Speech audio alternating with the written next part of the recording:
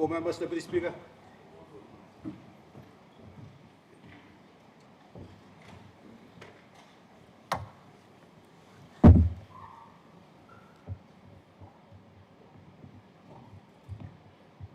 The honourable members of the opposition, we do not have quorum. Therefore, I now suspend Parliament to the further reading of the bill.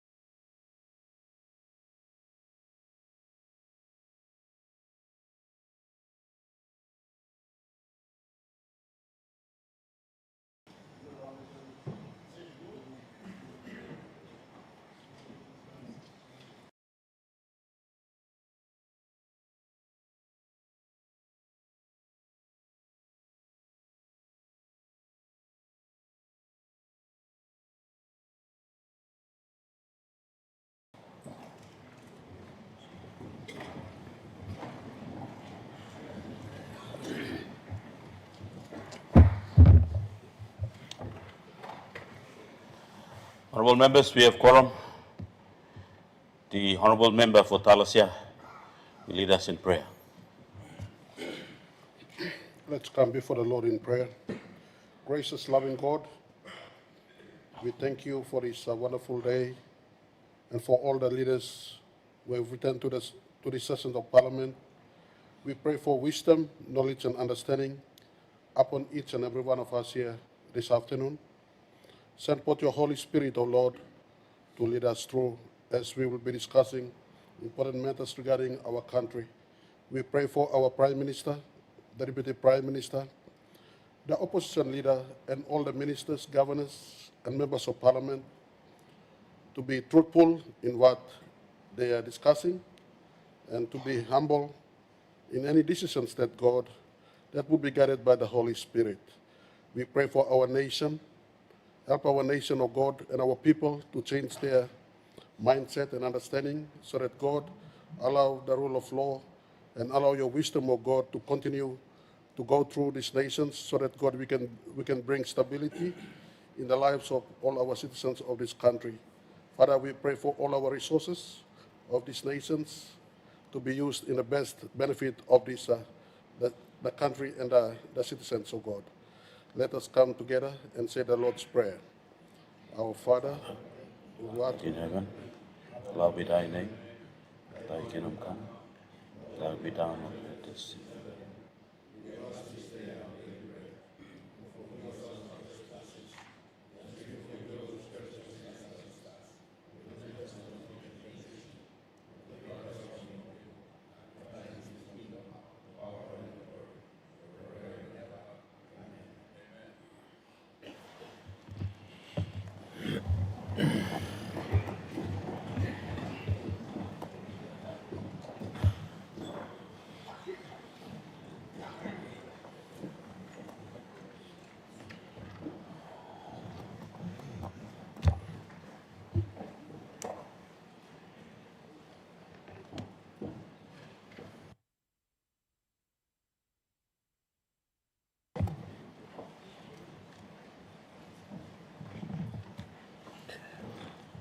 Honourable members, I present the order of the National Court of Justice, which set as a Court of Disputed Returns EP number 1 of 2024, dated 30 April 2024, in the matter between Mr. Tomat Kapili and Mr. Amos Joseph Akem, an electoral commission in which the court ordered that 1. The petition is upheld, the election for the first respondent as successful candidate for the Ligap open electorate is declared void. Number 3, the Electoral Commission of PNG shall conduct a by-election for Ligap open electorate, Enga Province, forthwith. And 4th, the petitioner's cost in the proceeding shall be paid by the first respondent and the second respondent in equal share or amounts of party basis which is not agreed to be taxed. The petitioner's 5,000 security deposit shall be refunded forthwith. The time for the entry of the order is abridged to the time of the settlement by the registrar, which shall take place forthwith.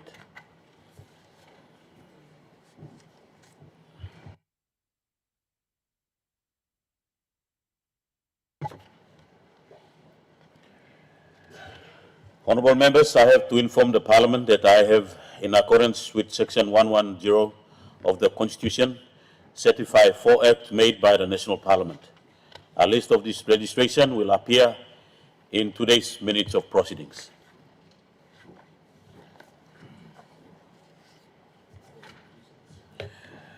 Clerk, are there any petitions? Notices? Clerk.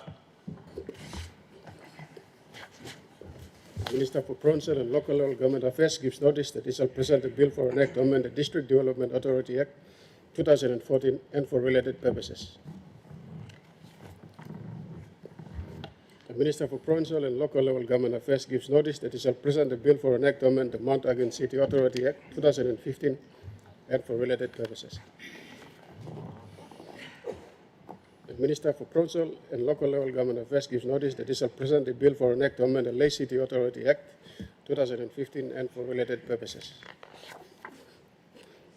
The Minister for Provincial and Local Level Government Affairs gives notice that he shall present a bill for an act to amend the Kokopo City Authority Act 2015 and for related purposes. The Minister for Community Development, Religion and Youth gives notice that he shall present a bill for an Act A to establish the National Community Development System and B to implement and coordinate the functions of the department responsible for community development and religious matters at the subnational levels in a centralized manner and for related purposes.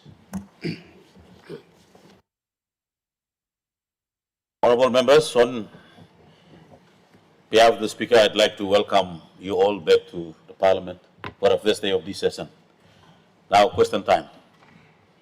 Honorable Member for Kandep. Thank you, Deputy Speaker. My question is relating the Mulitaka Restoration Authority and the people of Mulitaka in Lagaib district en route to the gold mine in Pogra.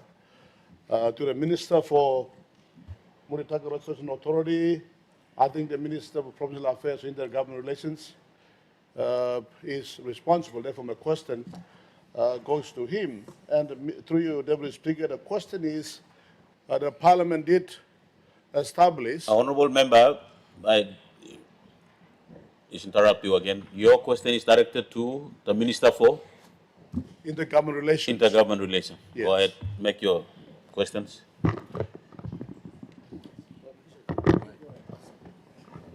Thank you, Deputy Speaker. My question to the Minister for Intergovernmental Relations, who is also responsible for the Mulitaka Restoration Authority, is in regards to the enactment of the act that establishes the Mulitaka Restoration Authority to resettle the victims of the disaster in Mulitaka, that the enactment that the Parliament passed in the last Parliament. And I would like to ask if the Minister could advise this Honourable House and the people of Mulitaka and Enga Province what is the current status is in terms of resettling the victims and organizing them. If there's any program that is in place, I think the people would like to know what's happening, the current status, and also the donor development partners and other donors, NGOs that have been working together to bring some comfort and service and resettlement programs to the people. Also would like to know what the current program is so that they can participate to enhance the restoration of the people and the services and to helping the victims in Mulitaka. Thank you very much, Mr. Deputy Speaker. The Honourable Minister for Intergovernmental Relations. Thank you. Thank you, Mr. Deputy Speaker. I thank the member for Kandap for this very important question. Firstly, before I answer the honourable member, I think there need to be some clarification as to the title of my department. I think there has been confusion going on. It's not intergovernment relations. It's provincial and local level government affairs. So please take note of it so we don't make the same mistakes over and over.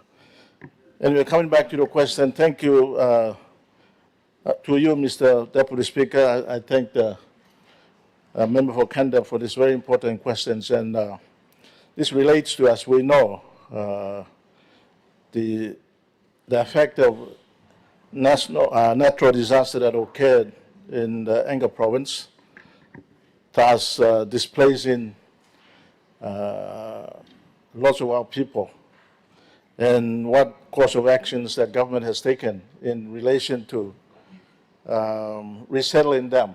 And I think there are lots of efforts being put through.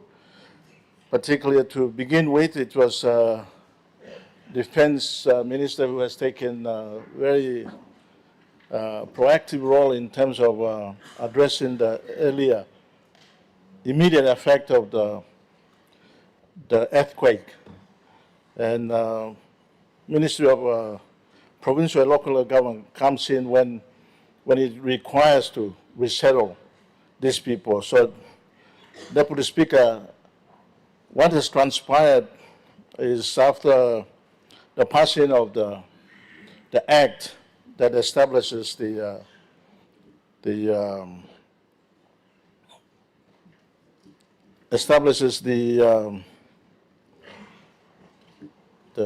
entity that is responsible to resettle the people. The act has already been passed. What's required now is basically looking at the structure. The structure relates to how we can organize and settle the people. And first comes the authority. And then authority has been now being put together, Mr. Deputy Speaker. Under the law, we are to establish a board that will coordinate all the activity that entails resettling our people in the area that is appropriate and looking at all the government support that goes with it, including, as you made reference to, any other assistance from donor agencies and all that. And therefore, the issue is really to appoint the board. And as you know, through you, Mr. Speaker, since a natural disaster, there has been lots of infights in the provincial government as well as immediate areas. So this has taken some time to addressing the issue, but we have received a nomination from wide-ranging groups, including provincial government, in terms of establishing who should be on the board, including the chairman of the board. So my department is now putting together names, Mr. Speaker, to take it to the Parliament, take it to the cabinet to endorse the appointment of the board, and then the board will be then given the tasks that are required of them to resettle the people on the designated area. Thank you, Mr. Deputy Speaker. The Honourable Member for North Fly. Thank you. Thank you, Deputy Speaker. My question is to the Minister for Police in relation to recent issue or recent law and order that occurred in our Western Province between the borders of Hela and Western Province, but a particular place, a village called Adumari. Adumari is situated in the Middle Fly district. Used to be my district before, which I look after. But the issue I'm trying to bring here before I raise my question is that on the 12th of May, which is this month, there has been a kidnapping, encroaching from people, our friends from the other side, alleged to be from Southern Highlands or Hela. They live in between. So what they did was, this group of men have come to this village in our electorate, and they have kidnapped about 5 people. And it was reported early hours of 5 o'clock. And they took away 5 girls, 1 health worker with a wife, a teacher with a wife. And they have been on kidnap as I speak. So a lot of issue has been up there. And to place on record, Mr. Deputy Speaker, this is not the first time. As Western Province, we've been experiencing this for so long. And my question to the Police Minister, while I asked the Police Minister, using this opportunity, I asked the colleague leaders from that particular side of the neighboring provinces, especially the Hela and Southern Islands, to take note, and can we, or can you all please act responsibly? Because we are tired of your people's or your constituents' actions continuing to harass us, kidnap the Western Province people, demanding for money, raping our girls. This is going on for the last 10, 20 years, and we are enough already. So I place on record. But Minister, my question to you, through you, Deputy Speaker, is this. I believe his department, the police department, are aware. If so, what's the latest update on with combating this? Any findings? Because online or kidnapping, all is tabiat lobus. I'm told this afternoon that these girls have been raped, and I don't know where they are. They've been thrown into the bush. All health worker, him and his wife also kidnapped, plus the teacher. So the school up at Mogulu, the whole school is all closed down. We have a high school there, is also closed down, and everybody is in fear. So can we ask the minister, what is his department doing, and the commissioner of police through him? What's the update today? Can we get, because this incident happened on the 12th of May this month, I think a week ago. Thank you, Deputy Speaker. Honorable Minister of Police. Thank you, Deputy Speaker. Me talk thank you long.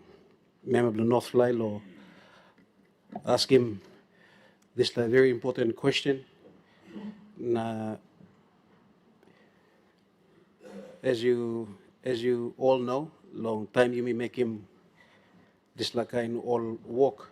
There are some things we can you can disclose him. We can assure him, good member of them. We have a team that is in operation at this time. You may got on the team 14. Actually, you may got 14 special unit that are currently on the ground. The operational strategy, you may talk, I cannot disclose, but out of the 11 hostages, 7 have been released. Now, me clear them, as I've been advised. You may got 1 trango been losing life blame, but 4 you may arrest him penis. So this has been ongoing for a long while, as you highlight him, and as I said earlier, it's a operational matter, and not everything we can disclose. But rest assured that we have a team that has been on the ground. The terrain that we have on that side too is not easy. So our team being on the ground in facing those challenges within the geography also place a lot of pressure on our team. But just want to assure the House that we have a team that is on the ground. Thank you, Deputy Speaker. The Honorable Governor from Morobe. Thank you, Mr. Deputy Speaker. My question will be directed to the Minister for Government Business, not the government business in Parliament, but government private business, like Air New Guinea and all of those. And I would invite the Minister for Transport and Civil Aviation to take note. And of course, I would also humbly request the Prime Minister to take note on the question that I'm going to raise. Mr. Deputy Speaker, almost 2 years ago, we opened up Nazab International Airport under that name. In actual fact, Nazab Tomadasi International Airport. For all purposes, it is an international airport in this country. Not a provincial airport, but international airport. Mr. Speaker, today, Mr. Deputy Speaker, too many people coming from the highlands coming to Nazab Tomadasi Airport, boarding aircraft to come to Mosby and get the connection to other places. And the civics and the Medang and then even New Guinea Islands are doing now. Papua New Guinea passengers and foreign passengers. Many more are coming through this airport, Nazab Tomadasi International Airport. Same is true for all of the passengers from the places that I've mentioned getting on board on the Air Guinea flights or any other flight, going to Nazab, and Nazab, for the Highlanders, they get PMB and go up there, and the Medang to PMB. Very few take the third-level airlines. Mr. Speaker, when we opened that airport, it was an international airport to take international route. Now that airport is standing there as a half-white elephant, because he's not taking international air route. Now so many questions are now being raised by business community, particularly the mining, and other businesses. The people are involved, national, international are involved. They want to fly direct from Nazab, not coming to Mosby. Sometimes the Air Guinea delays the flight and affects their flight to the international eventual port. Mr. Speaker, we Mobians now feel that we are cheated. We're cheated. Honorable Governor, I make your question. So I'm asking, humbly asking, with due respect, my Speaker, the Minister, when is that international airport, international route, taking off from that international airport going to commence? Mr. Minister, when? And second, can you, now as we know, Air Guinea is principally involved in carrying passengers. And as you heard me at the speech, I said, Air Guinea is a passenger delivery aircraft, not a cargo. We need more cargo to be transported from this country overseas, because we got enough produce being produced in this country which we can make money not only through the sea transport, but through the air transport, fastest way. Yeah. So I ask Mr. Minister, if you can't put on the passenger flights, can you put on the, commence the cargo international route? And you're going to do it. When are you going to do it? Speaker, you are going to put in pressure on me, but me putting pressure on Minister now. Don't good problem you now. The Honorable Minister for State Enterprise. Thank you, Mr. Deputy Speaker. I want to thank the Governor of Maury for this question. Any airport can be classed international or domestic, depending upon the commercial traffic. If the volume, if an analysis can be made by any airline company operating in this country, whether it be any Guinea Limited or Airlines PNG, if they are assessed and it becomes clear to them that the volume of passengers who want to travel from Leh to another destination overseas all stacks up, then of course any airline company will be able to commence flights to overseas destinations. So it is really a business case. You can class any airport as international or domestic, but it depends upon the volume of passengers. They also talked about linking Agen Airport to Jayapura. Again, it will depend on the volume of traffic, the number of passengers who want to visit that city and then visit Agen or even visit Papua New Guinea. So it all depends upon a commercial case, depends upon the volume of passengers. And if we want to, for example, export tuna from Leh directly to Kent or even Tokyo, then again it will be dependent upon a business case. So you must have volumes. Otherwise, no airline will be flying an empty plane when you take into account the cost of the airline staff and the cost of fuel and all the other landing charges. So, Mr. Deputy Speaker, I want to assure the Governor that eventually, when the commercial, when the volume is there, we will of course be able to fly from Leh to any other destination elsewhere in Australia or overseas. Right now, I can also take this opportunity to inform this Parliament that Leh is now the second busiest airport in the country.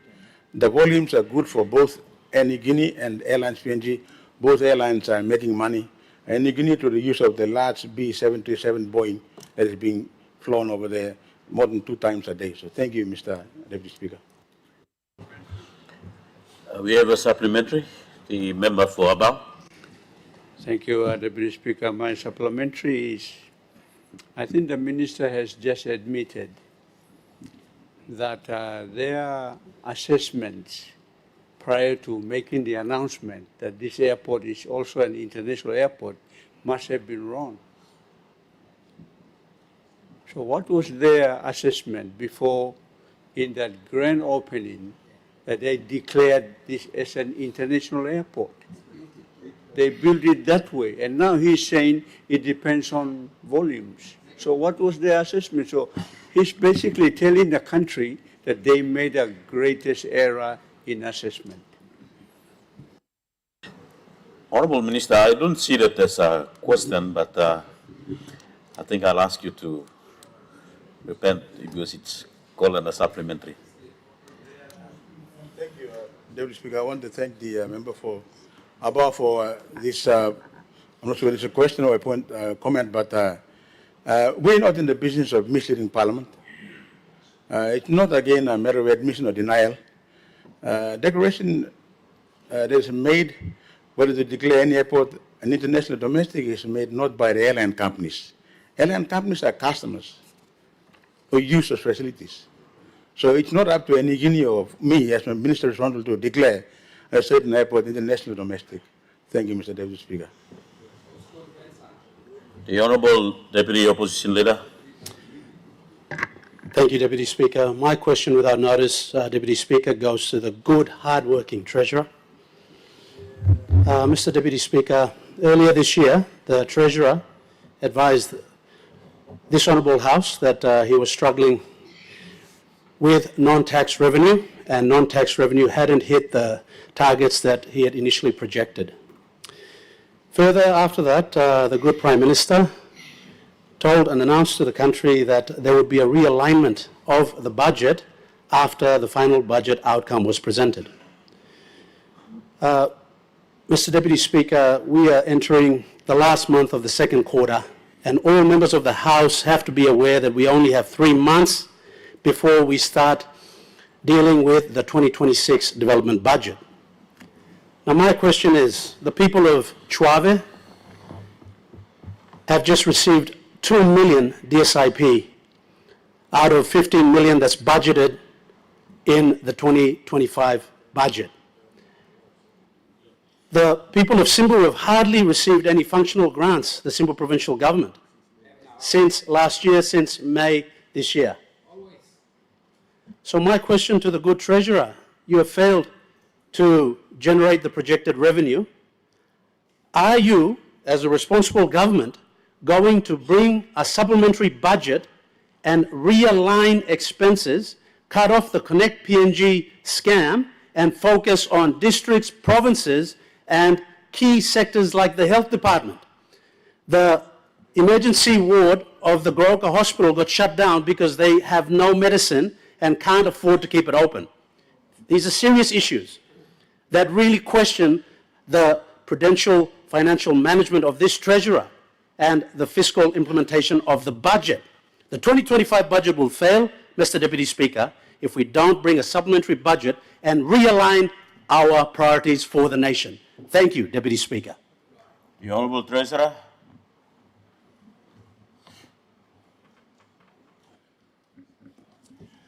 Thank you, Mr.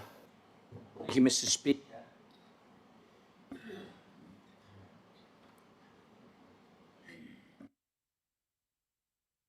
Thank you, Mr. Speaker. I want to thank the Shadow Treasurer for his question. Will we be providing a supplementary budget this year? Mr. Speaker, there is a process to follow with supplementary budgets. Obviously, we need to finalize our mid-year economic outlook report that's due on 31st of July. After we receive confirmation of where we are on the implementation of the budget, then we can have a more informed view to table a supplementary budget At this point in time, we've had some very detailed discussions to do so. And at this stage, we at the Department of Treasury are intending to recommend to the government, to Cabinet, for a supplementary budget. But of course, that's subject to where exactly we are with our numbers. At this point in time, I wish that we could have released funds back to your province and back to yourself, my good member, and to everyone else sitting inside here. But as we will find out, I hope to table the FBO next week on Thursday or Wednesday, and we'll see that last year, for example, revenues were down by about 1,500 million kina. Moving into this year, it's been pretty challenging. This year, given all of the external shocks, including, of course, the tariff wars that's ongoing, our revenue looks to be hit by about 2 billion. But that's numbers that I will confirm for the Parliament. But in the meantime, can I urge all of us to use what funds that we have available to us? What funds that we have available to us for the Chimbu provincial government, for example, in our budget for this year of 36 million kina, we've issued warrants of 6 million to date, and that's about 16% of your budget. And of that amount, we have yet to release those funds, but at this point in time, from the records I have at IFMIS, we have about 10 million in the provincial government funds. So if I could urge us to utilize that until the Department of Finance can release more funds to you, including with yourself, you still have some funds there. And if I could urge you and other members of Parliament, you can use that until such time as those funds reach you. Thank you, Mr. Speaker. We have a supplementary. Thank you, Governor, for ECPIC. Thank you, Mr. Deputy Speaker. It's first of all, let me thank the Treasurer for admitting that the carryover shortage from last year, including the shortfall this year, is about 3.5 billion. So perhaps he could confirm that for all of us in his response, number one. Number two, as he knows, most provinces, including ECPIC, have not, and I believe Chimbu provincial government has shut down operations. And I note from the communications on the governor's WhatsApp group that I think all provinces haven't received their funds. ECPIC hasn't received any money since May last year. So that goes to the, it's been 12 months now, we haven't received any budgeted government funds. So assuming that all provincial governments have not received any funds, this points to a deeper problem. I'd like to ask the Treasurer if the work that is going to go into the supplementary could begin in earnest, and if so, when can they do it? Because this is not just a problem for the government, it's a problem for the country, Mr. Speaker. So as such, they can't keep it under wraps while we all send text messages to one another and complain on our little forums about these financial problems. It needs to be brought to light, perhaps brief everyone as to the full gravity of the situation. The Treasurer did mention the FBO, and I remind him that by law, that report is supposed to come out in March. It is now May. So obviously, there are some serious problems that are delaying the release of the final budget outcome. And I just want to ask the Treasurer whether the problems are with budgeting or whether the problems are with cash distribution out of finance. And therefore, again, Mr. Deputy Speaker, emphasizing the need for full transparency on the part of government as to the true financial situation of our country. Thank you, Mr. Deputy Speaker. Treasurer. Yes, thank you, Mr.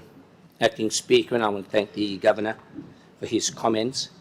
And firstly, respond by saying that this government, the Department of Treasury and Finance, are not withholding any information, Mr. Speaker. We're not deliberately hiding any information from this Parliament or the people of this country.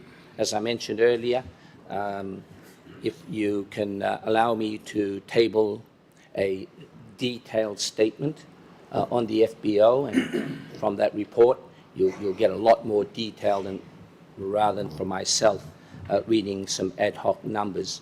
But just to clarify, Mr. Speaker, whilst the government has been slower than normal to release funds to our provincial governments, it's really not a reason for us to, for example, close down our office, as the Governor mentioned, with Simbu Provincial Government. Whilst I wish I could have supported them a lot more as we have in previous years, I saw no reason why if I understand it correctly, the office of the Governor had closed his office, purportedly, as I understand it, for a lack of funds. But my report dated 31st of April, that's the infamous report, the same report that you all use, that we use, confirms that there is 16.6 million kina still in his operating account. So, Honorable Treasurer, we have a point of order. The point of order is quite simple. Could the Treasurer, I mean, as the Treasurer knows and the Finance Minister knows, these funds are issued for different purposes. You have what we call functional grants, which are used for administration.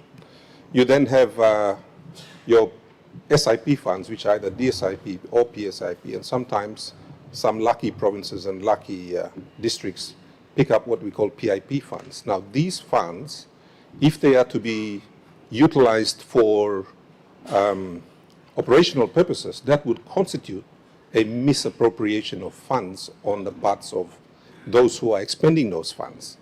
So if the Treasurer could clarify whether these funds he is talking about are specifically for function grants, if not, if they are for other purposes like SIP funds or if they are for PIP, whether himself or the Finance Minister could use their Section 4 powers to then allow the provincial governments and the districts to reapply those funds so that they are not misappropriating them.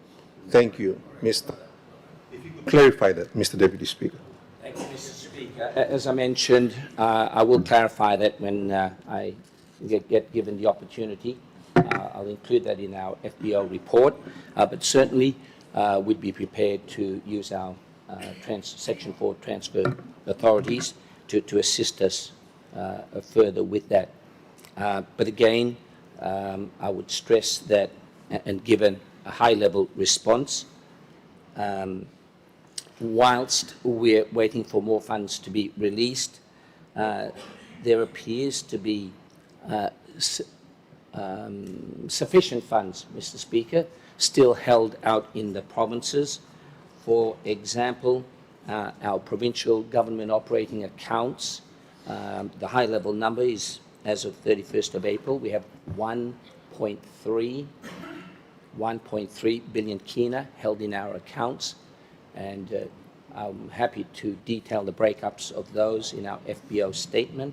And whilst I'm at it, with our DDA operating accounts, we have 864 million.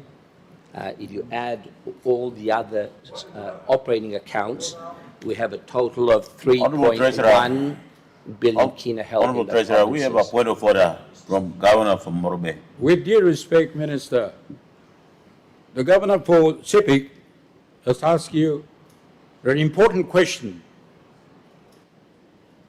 He said he was not receiving, I suppose, PSIP or maybe DSIP, or other funds that is budgeted for by the government, which passes through this parliament, and like anyone else in this country, anyone else, any province in this country, the CIPIC provincial government should have received those. And 1 year, they have not received. And we want to know what happened.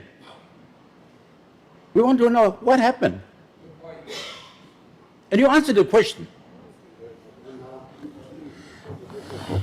Honorable Governor, I think the Treasurer have made reply on that, so I'll allow the Treasurer to continue on and reply to the question. Thank you, Treasurer. Mr. Speaker. And to clarify the Governor's question, I did confirm that I would, given that opportunity when I tabled the FBO statement, I would detail that data. But just giving me a few minutes to go through it in relation to ECIPIC, provincial government, we issued warrants for 10.7 million kina, which represents 16% of your budget. I know the timeline's 39%, but we're trying to get monies out to you as we had discussed, so at least you can keep working. And of that amount, I'm waiting to answer his question. Was it a warrant issue or a check issue? The warrants have gone out, so it appears now I'll leave it up to the Department of Finance to answer his question. Thank you, Mr. Speaker. The Honourable Member for Karamui Nomani. Mr. Deputy Speaker, my question without notice is directed to the good Minister for Police and Internal Security. The questions pertain to the Paul Paraka saga. The biggest money laundering scam or craft in this country. Mr. Deputy Speaker, the principal offender, Paul Paraka, is serving time in Bomana, 20 years jail time. And he's one of his main accomplices, Mr. Jacob Yapa, who was the Deputy Secretary at the time, from 2007 to 2011, has undergone arrest and prosecution by the state. And the good... Mr. Speaker, to my understanding... Honourable Member, you sit down. You have a point of order. Mr. Speaker, to my understanding, this matter is before the National Court, so it's sub judice for us to be discussing these things on the floor of Parliament. Thank you. Honourable Deputy Opposition Leader, your point of order is in order. Honourable Member, I would not allow you to ask this question. It is matter before the court, so... The question relates to the conduct of lawyers, practicing lawyers who were involved in that scam. So I was just only preparing before I asked the question. So it's not related to Mr. Jacob Yapai's involvement in the case. I'm talking about lawyers, number of 8 lawyers who were identified by the trial judge in that 105-page judgment. The principal offender has been prosecuted. The accomplice is pending a trial in court. How about the other 8 lawyers who are still practicing law out there, who have been identified by the trial judge as providing perfect conduits to the trust accounts for... Honourable Member for Karamui Nomani, I will resume your seat. I'll make a statement before you ask. You are a lawyer by profession. You know you know what I'm trying to bring to you. And I will allow you to make your question, but you preface your question that don't bring matters that is before the court. If you would preface your question to allow for something that is not before the court, I will allow you to. So I'll allow you to make your question. Thank you, Mr. Deputy Speaker. The question relates to what would be the state or the police doing about I have a 105-page written judgment of His Honor Justice Berrigan, dated 26 May 2023. And in page 6 to 7 of the judgment of the 100-page judgment, it makes the works of the police very easy by tabulating in a tabulated format the amount that 8 of the lawyers that have been identified. Honourable Member, we have a point of order. Mr. Speaker, the question is, one, firstly, sub judice. Second of all, there are matters of concern, and in the same line that the good member is going to propose a question pertaining certain people purportedly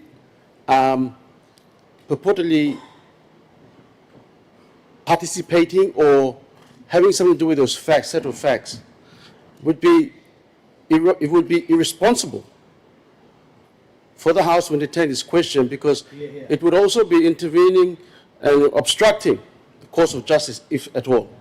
If the police are going to do their work, let's allow the process. Until that issue is, any other of those issues are brought to light, they will be irresponsible and unsafe and unfair on those third parties.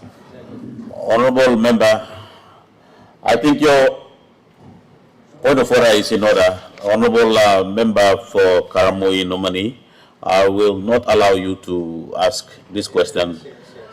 Maybe I'll ask the clerks of Parliament to maybe sit with you, look through the question, and I can allow you to ask this question in the...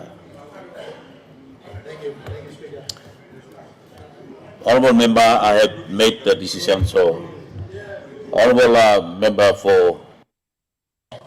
Thank you, Deputy Speaker. My questions without notice is directed to the Minister for Provincial and Local Level Government Affairs. I hope he is the one directly responsible to the current local level governments that are taking place at the moment.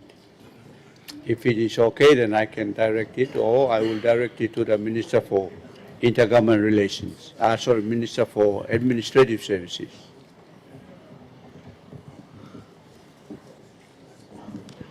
Honourable members, I'll ask the question. we have the member for Abao making question here, so I'll just asking the House to keep order. Honourable Member. Thank you, Deputy Speaker. My question without notice is directed to the Minister for Provincial Affairs and Local Level Government Affairs in relation to the current LOG elections that are taking place.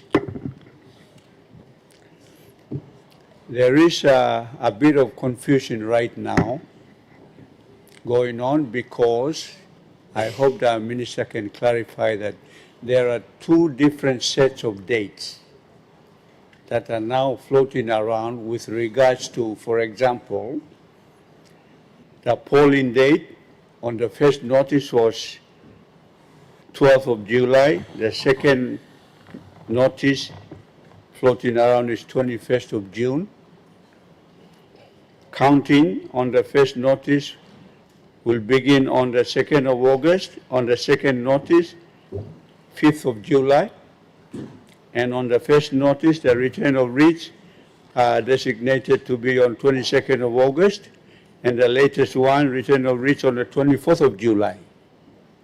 So you can imagine the level of confusion going on right now. If the Minister can inform the country what are the right dates. Thank you. The Honourable Minister for Provincial and Local Level Government Affairs. Thank you, Mr. Deputy Speaker. And I thank Member for a very important question. Yes, I'm aware of this confusion that's going on. You have kind of confused me more by what you have presented, because the earlier presentation is so I need to get that confirmation properly. But second dates that have been presented refers to writs to be issued on the 24th of last month, and writs to be returned on the 25th of August.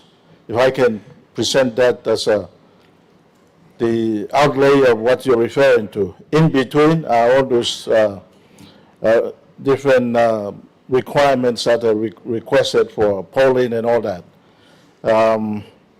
I've seen those, the first notice that you're referring to with my photograph. It was brought to my attention actually yesterday. And my reaction was that that's an old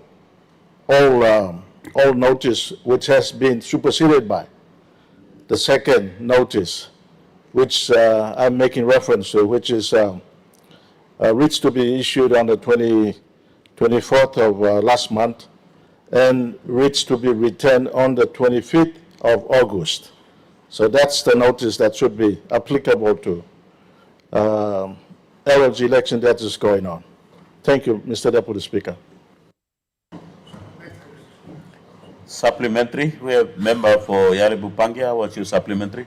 Thank you, Mr. Acting Speaker, and my supplementary is to the Minister for Provincial Affairs and Local Level Government regarding the council elections that are taking place as we speak. Mr. Speaker, the Minister rightfully is the person in charge, from what I understand, under the law, to conduct these elections. Unfortunately, this election is now going over for over 3 months, Mr. Speaker.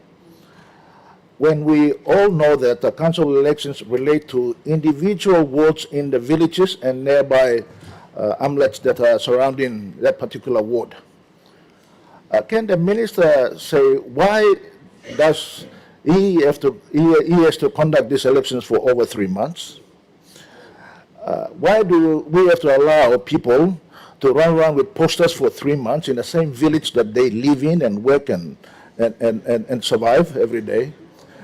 Mr. Speaker, for the minister's information, it has now become like a national elections where candidates are running around with big posters and running around with policies, Mr. Speaker. So can the minister please let some common sense prevail in this manner, in these particular elections? Let's go back to where we used to conduct elections before, where it is done within a few weeks, not 3 months. I think people are exhausted about politics and politicians in this country. Let us listen to our people. Thank you, Mr. Minister. The Honorable Minister of Provincial Affairs and Local Level Government. Thank you, Mr. Deputy Speaker, and I thank Member for Yaribu Pangia for this very important question. Yes, it's a fair question. If we look at what has transpired up until now, why this election has been held this time around. LOG election has never been conducted since 2012, if you can look at it, including in 2017 up until 2022 elections, because by law, LNG elections were supposed to be conducted 3 months immediately after national election returned. But this has not been the case. And therefore, this has continued to delay and confuse the whole processes. Hence, some of the laws that I have amended on the floor of Parliament is to ensure that the national elections are conducted and allowing for LLG elections to have fair time of planning in terms of resources, in terms of organizations and all that. And that has been on the floor of Parliament, and I think one of those amendments is going through to the Parliament. And hence, this amendment, what it's doing is that it allows, after national election, a time period of about 30 months is allowed. So that will come into play after 2027 election. But while this has been going on, other matters have come into play, as you know, Mr. Deputy Speaker. This in relation to national census, because this LNG election was supposed to have been conducted last year. but because of the importance of national census, and this has been delayed. And when the decisions were made, so I have to provide that background so that the matter can be properly understood. It kind of compressed the timing. And so when you look at it, when you look at all the other major events that are taking place, including 50th anniversary celebration, so it kind of goes into that period. And I think all of this next few months is really part of that celebration. So every other priority requests have been placed on the government in terms of resource allocations, Mr. Deputy Speaker. And hence allowing for 3 months, referring to a member for Pangaea, is basically allowing for our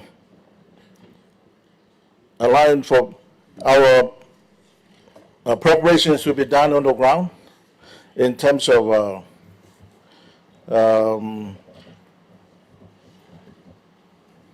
resource allocations that I made reference to. And yes, we are fully aware of the fact that 3 months is a long period of time, but it's also provide for preparation on the ground in terms of electoral commission to get its officers on the ground, including preparing election materials and other resource allocations. And that has been a reason why, unfortunately, 3 months have been allowed so that this election can be carried out at least properly. And in the end, the decision is that the idea is to ensure that fair and proper election is conducted, and that end result is to the satisfaction of all of us. Thank you, Mr. Deputy Speaker. Honorable members, our question time has left, so I would not allow for any supplementary. Ministerial statement, Minister for Provincial and Local Level Government Affairs.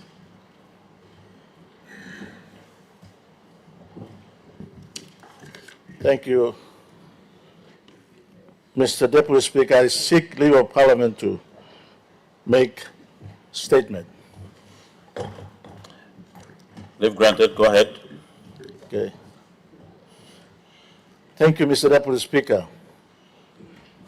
I thank you for this opportunity to present to this honorable House a consolidated annual provincial government performance report for the years 2018 to 2022. Mr. Deputy Speaker, this is a third report since inception of organic law on provincial and local level government in 1995. It is rather concerning that there is a 27-year gap in reporting on provincial government performances. This gap is attributed to challenges including political interference in provincial government administrators' appointments, chronic vote of no confidence, funding constraints, and more recently, the COVID-19 pandemic. Mr. Deputy Speaker, despite challenges, 10 provinces have consistently complied with requirements of organic law on provincial and local level governments, with timely submission of their Section 119 report over a 10-year period from 2014 to 2023. Mr. Speaker, I wish to assure this honorable House that this report will will be presented annually going forward. Regular reporting will enable my department to identify risks and compliance issues, preventing legal penalties and damage to the reputation of provincial governments, whilst strengthening governance and enhancing service delivery. Mr. Speaker, Section 119 of Organic Law on Provincial and Local Level Government mandates provincial governments to submit performance report by June 30th each year. Compliance is critical to the regulatory framework for service delivery at provincial level, ensuring systematic documentation of adherence to organic law and delivery of minimum priority activities, in other words, MPA. Mr. Deputy Speaker, the 6 MPAs are: 1. Governance; 2. Education; 3. Health; 4. Works and Transport; 5. Law and Justice; 6. Primary Production. The national government allocates annual funding for provincial governments for delivery of essential services. Honorable Minister, we have a point of order. Mr. Speaker, with respect to the Honourable Minister, can we also have a copy of the statement so we can follow it? Honorable Member, the statements will be circulated very shortly. I'll ask the Minister to continue on. The statement will be circulated very shortly by the Sergeant of Arms. Honorable Minister. The national government allocates annual funding to provincial governments for delivery of these essential services. Compliance reporting on MPA improves accountability and builds trust between provincial governments and the people they serve, enhancing relationships and building confidence in service delivery machinery. Mr. Speaker, I now present 6 major findings of the report. 1. Provincial government's lack of compliance with Section 119. Mr. Speaker, a significant issue is the lack of compliance with Section 119 of the Organic Law.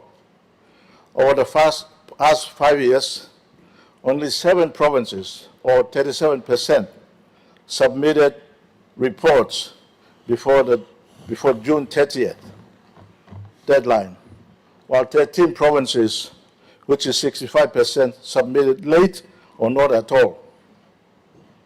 This has fostered a culture of negligence and lack of transparency, eroding public trust. The public has long suspected mismanagement of funds and questioned transparency and accountability. 2. Decline in basic health and education services. Mr. Deputy Speaker, the report highlights a decline in basic health and education service delivery.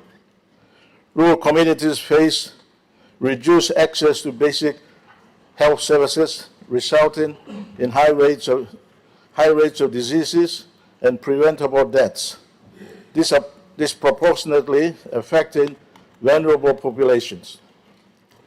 In education, some rural schools are closed, yet teachers continue to receive salaries.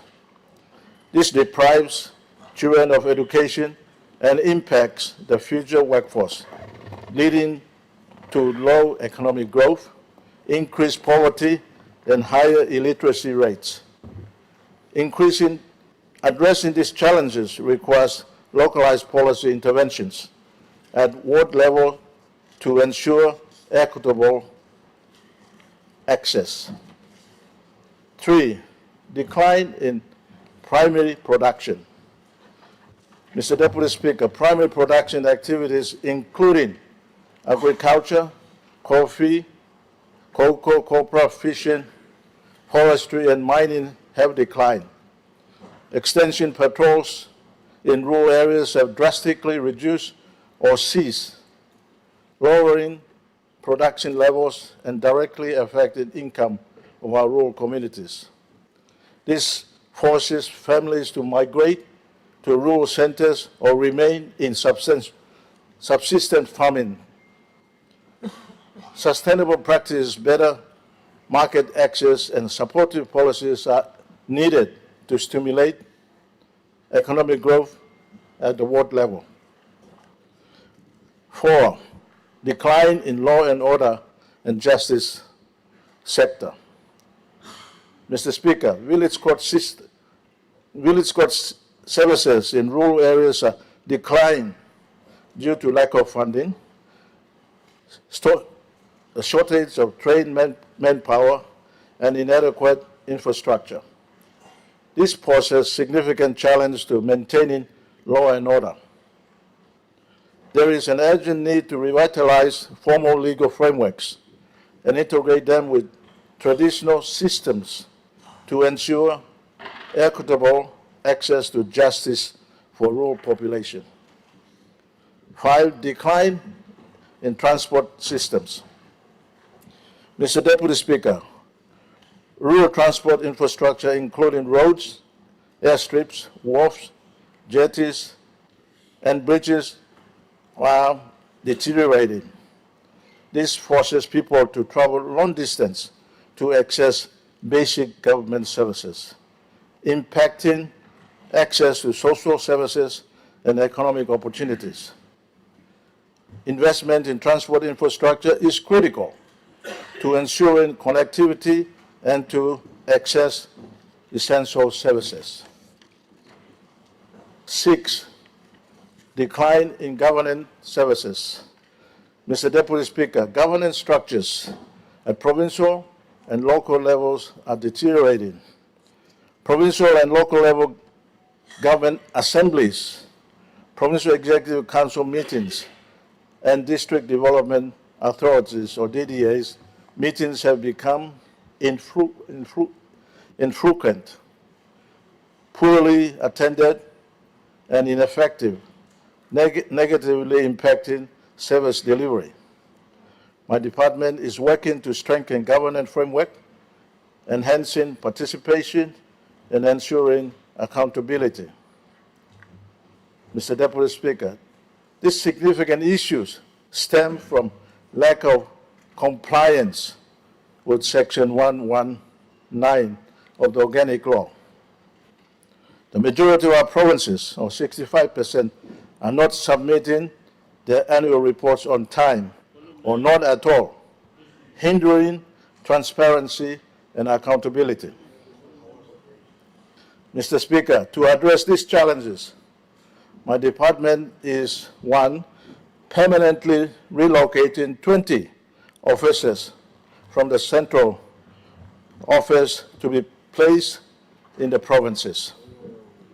2, digitization of Section 119 and other subnational reporting templates.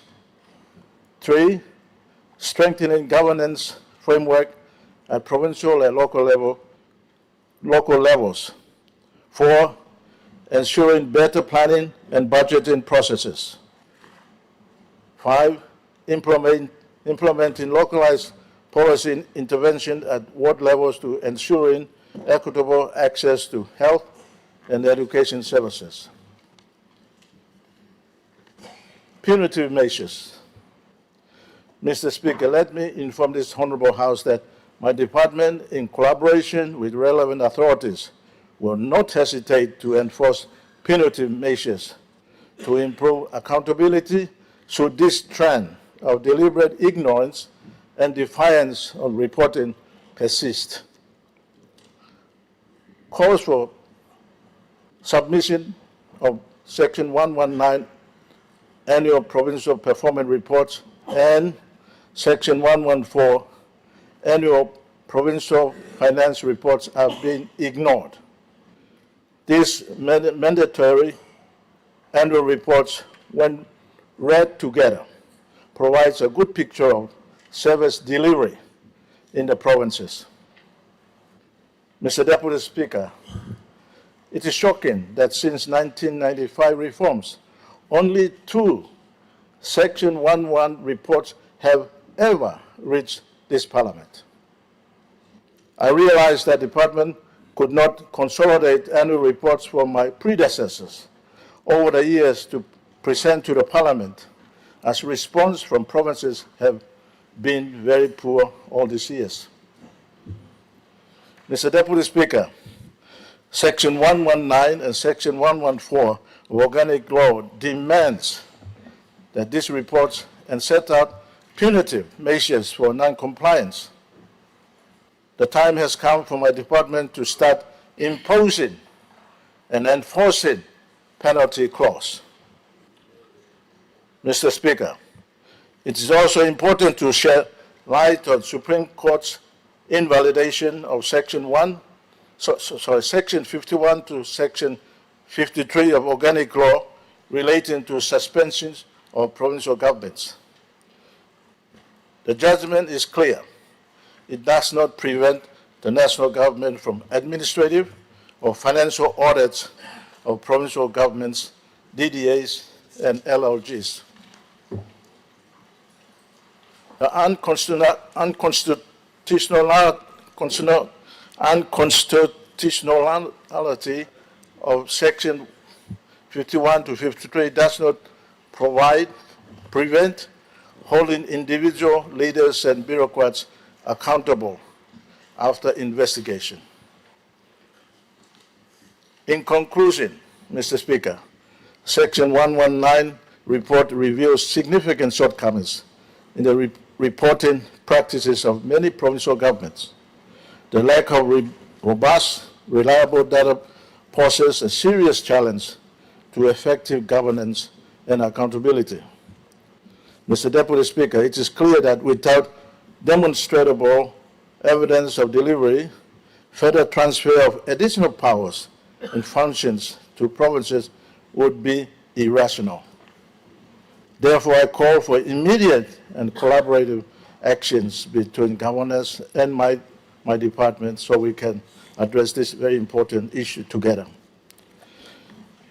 Mr. Deputy Speaker, my department will reach out to all provinces, all provincial governments to develop and implement a comprehensive plan to improve reporting standards. We must work together to ensure that all decisions regarding the devolution of powers are based on sound, evidence-based assessment of provincial performances. Mr. Deputy Speaker, the Marape-Rosso government remains firmly committed to strengthening provincial governance and ensuring that all levels of governments are held accountable to our people. We must ensure that reporting by provincial governments is accurate and timely. I stand ready with my department to institute compliance audits and inspection as required by organic law on provincial and local level government. With that, Mr. Speaker, I commend this report to this Honorable House. Thank you. The Honorable Governor of Morobe. Mr. Deputy Speaker, I wish the Parliament would take note of this paper presented by Minister, and I pursue debate on this paper. Make your debate. Mr. Deputy Speaker, I'd like to commend the Honourable Minister for presenting this very important report to this Parliament.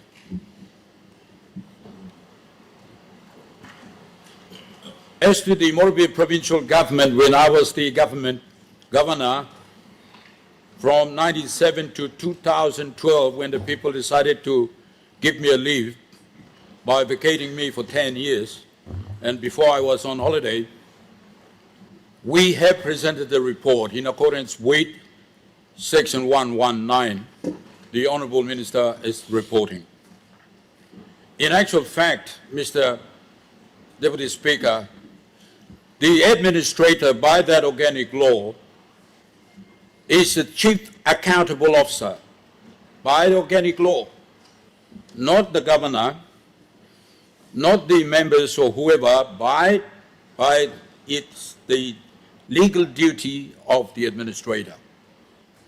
So if the administrator failed, I cannot speak for all the provincial government in this country because I'm not a governor for all of the provinces, but I will only speak for Morobe. If the administrator failed to provide in the time that I was absent, I am not sure whether the administrator, as required by the organic law, reported in accordance with section 119 to the Parliament or to the appropriate authority required by the law to report to. I am not sure. But coming back to the Minister concern that he's raising, Minister, you are raising very important points that this country should know. Mr. Assistant Speaker, we budget in this Parliament. Annual budget, we budget. And the wisdom of the government at times, they budget in relation to the ongoing expenses of the province that it incurs.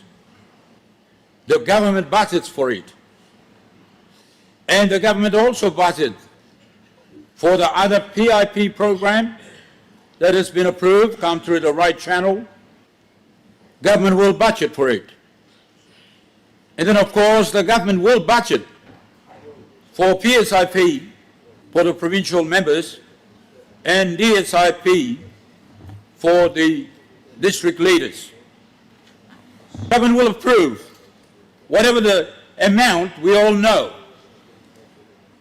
has been provided to each district and to the province. And then, of course, Mr. Assistant Speaker, the international organization who are sympathetic with the matters of humanity in our provinces or district, like in the case of health or education or whatever, Mr. Assistant Speaker or Deputy Speaker, they also provide assistance in its district.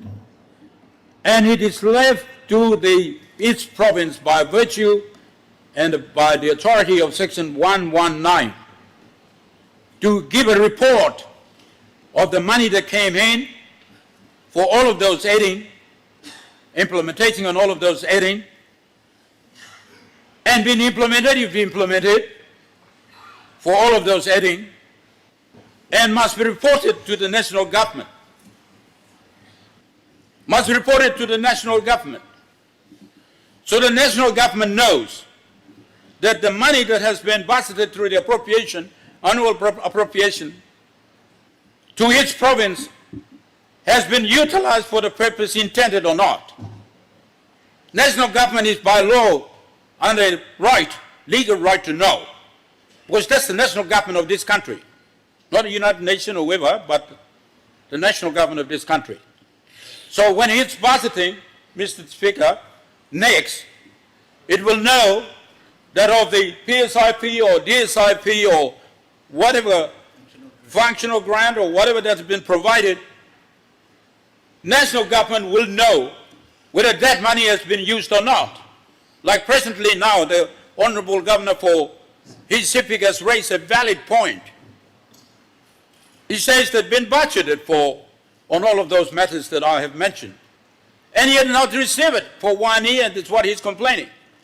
It's true or not is to be confirmed, but if it is true, that is a serious infringement of the organic law, and serious infringement of section 225 of the Papua New Guinea Constitution, which requires the government to provide money to the provincial government and police and all of those departments, constitutional institutions, all of those.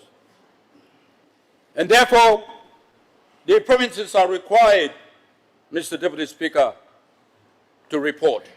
That reporting system must exist and must be complied by virtue of Section 119, Mr. Assistant Speaker. It's sad to know, it's a serious matter, that not many provincial government in this country have reported. Some members, like other people, they're going around to, hey, government is making war. Government is making war. That's the true government is making war or walking walk. Report by Tokto. Report by Tokto. So when man kirap na talk, hey, money no come inside. The report is showing us money can come inside. This money, kushay man on this ground. But money true, been come inside, and it's true. We have to know. And from that money coming in and the utility of this money, if been executed in the way it should be executed, then we shall say whether the country is moving or not. Because I can't think of any other institution which provides money and which holds money in a substantial way to develop this nation. It is the provincial government. It is the provincial government, or it is the DDA, now we call it, the developing agent. Now the city authority, the Hagen City Authority and Rabaul City Authority and Lake City Authority and some other authorities, I'm not sure. Must be city authority. What are they doing the job? Using this money to doing the job. We will know from the report, nothing but the report. Unfortunately, many provinces have not reported, Mr. Assistant Speaker. Have not reported, for whatever reasons belong to themselves. That's not a good practice. A good practice, Mr. Deputy Speaker, is we must have that report done. That's right. We must have that report done. No excuse. No excuse. No excuse. And Mr. Minister, Mr. Speaker, through you to the Minister, Minister, you have said that Section 53 and 52 and 53 gives you the authority to summon those provinces not giving report. You have that authority.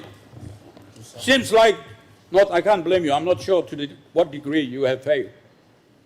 But your predecessors have failed. They have failed this country to summon those provinces who have failed to provide reports. We have to summon them. In the event, Mr. Assistant Speaker, Deputy Speaker, we find, or you are satisfied, beyond doubt, that they have infringed the law, they have misappropriated the law, our money, and there exists the criminality, or there exists the impropriety, then you should take action, which never happened. For a long time, it's never happened. So you can blame the provinces, but I will place the blame on the department. Not to you. Thank you, because you raised them. Thank you. But those who have failed us. They have failed to report. They have failed to take action. Mr. Deputy Speaker, they have failed to take action against the provinces. They failed. They failed. And they should be taken to task. They should have faced the position. They should stand to face the force of the law. Which way? You're giving a plenty mari law, Mr. Deputy Speaker. This is a country belum mari. Thank you very much. Country belum talk na allegation. That's a country belum mari. Big belum mari, yeah? So when we condone them, when we don't take any action, it's happening, Mr. Assistant Speaker. It's happening. Some fellows are getting away. People are blame on the politician, but I blame it on the public service. They said, I remember you used to throw money, remember you some contract income, maybe make him. That's all. The administrative service, the organ of the provincial government, there's still plenty of money. All local still there. Some of the time, we have tied this stuff, we are carrying 4 million income, let me sign nothing and me no look. Let me sign nothing here. Some of the time, Karim Kwan Rabin and Mila Silib, Mila Silib Loin, all Karim form come inside. Let me sign straight here. Yeah, member for Kundiwa Kembo. Citizen of Younger Bull. More funny corruption than style of administration. And this administration, he's full of political human being. Administrative is full of political human being. Governor, you got challenge me. Now already stop. But remember, Minister, Speaker, already stop here. All the directing one money, one half, by going another half. Also, Thomas, love long IT, whenever ICT or whenever IT or this all to do. Also, Thomas, then people man, protest man. People say, dream man, talk long, every people place. All the helping people, driven service sequence site, so Mr. Austin Speaker, Deputy Speaker. All stop inside and what do you believe? You're talk, na big plus speech, na newspaper, na MTV, you're going to walk him. What do you believe? People have extra money, na you buy no. It's happening. It's happening. We need to check them. You check the member, you check the whatever administrator, you check the officers, particularly the audit section, you check the finance department section. All of those needs to be checked. Checked. Some of them will say 14 nothing signature from me. What do you do? Make him do the wing. Beyond approach court, Karim come here. Police court come, hey, go sim percent scientists come. Come now by me proving signature from me.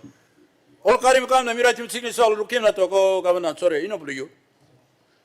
That's a blue shot, Ushadi making trouble. Some of the time you go now, bribe him all, police about to bribe him, no, Namil, no, Lucime. It's happening in this country. I'm not sure about you, Western Islanders and the Eastern Islanders, Manus, Natislav, Enga, you know, Sauli, Platas. More of him, you're going to talk to. No, campaign won't finish, Mr. Deputy Speaker. You know, Giama. Campaign arousing me, I won't finish, and campaign arousing people, I won't finish. And the officers there collude with the candidates, potential candidates. They steal money. You will fight about Tabi stuff now, Tamblo, no got noise for Goya, and you know how. Mr. Speaker, Minister, you brought a very salient report.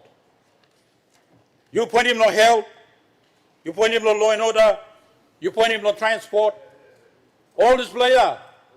And true. Ask us that's all, and member long. Tell us this by talking to you. Minister of Housing, Amsterdam stop. Mina run long helicopter. Me run long boat.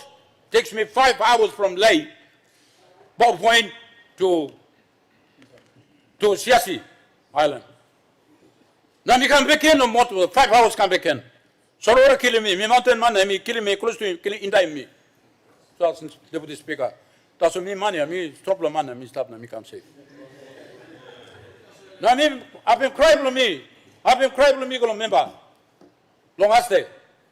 Member, thank you, you come. Member come the last minute. Now thank you, him come. This is KYCNC electorate now, CRC electorate, and triangle line, Minister, take note. No one road come up in this lab. Police is to close down. All health services to him put down. All order to him up. Now man planning marijuana will this have more. All islanders also, all Eastern Islands are carrying marijuana come no plan and I'm not. Now planning islands and supply him on top. Oh, what man can see. There's something will come up now because infrastructure is in a stop. You got a road come up, old man by planning cacao. Ground floor planning cacao and stop. Mr. Deputy Speaker, cardamom, vanilla, coconuts, coffee and Double Mountain. Climate change now. All Shatu planning coffee now. Once upon a time, no God.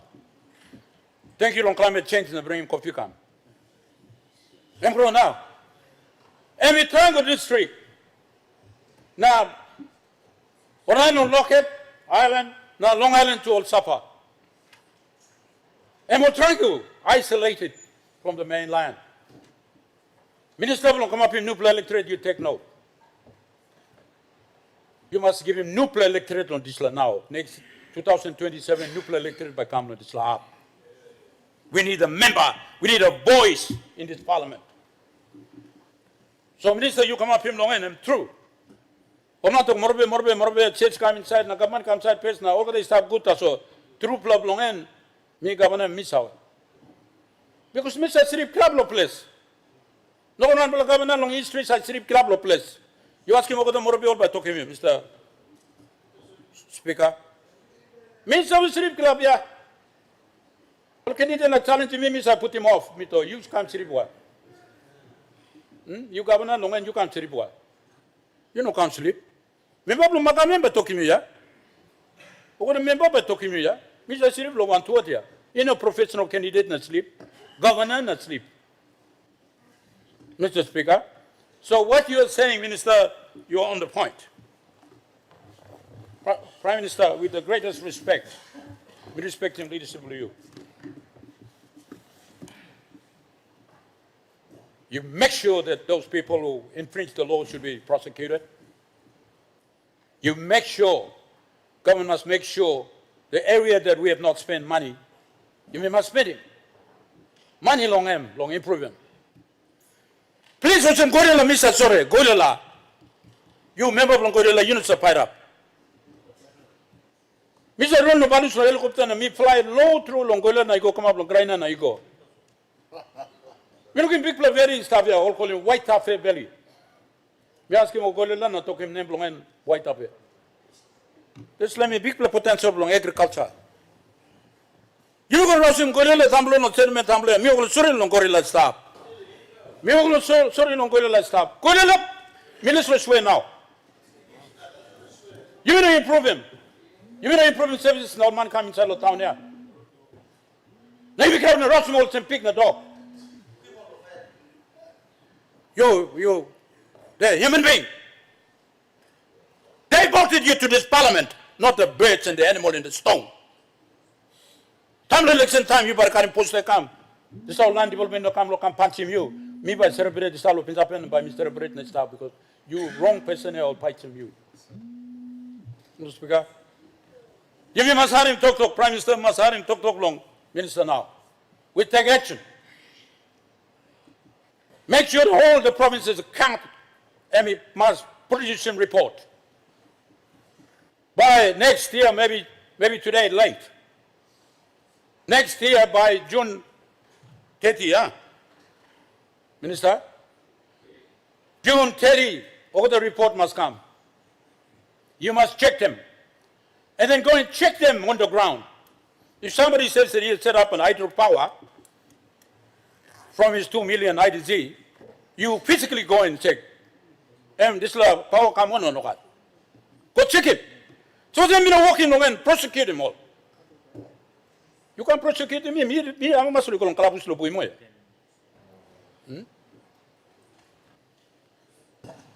People who infringe the law must face the force of the law. They can't be left out. There's too many allegations raised. They don't get to the bottom of the allegations. They don't provide sufficient fact to warrant a conviction. This country, long too many allegations. I'm also tipping mano box at look stuff and go scot free. We have to take action. We have to take real action. Plenty tourists, Fred lo come here last protocol. Because law and order and biggest problem na all na golong kona. Please, Minister of Police, address this point. This very important point. But we need the report. Thank you, Speaker. The Honourable Mr. Deputy Speaker, for recognizing the people of Oro. I want to add to this debate and firstly thank and commend the good minister for bringing this report to Parliament. But just air my thoughts in regards to the provincial government and how it's faring and how we could improve things. In 1995, the districts and stations in all our provinces were functioning. They had power, electricity, public servants were in these districts and stations. There was law and order. districts and stations were functioning with funding coming directly from Waigani. There were extension programs, health, agricultural extension programs. There were many thriving economies. And the people lived and thrived in these districts and stations.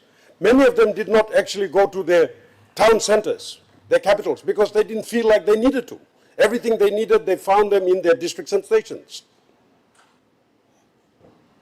But after the reforms, you fast forward to today. You don't have to go far. You can just drive to, say, any district or station in Central Province. And it's not the Central Province, the whole country.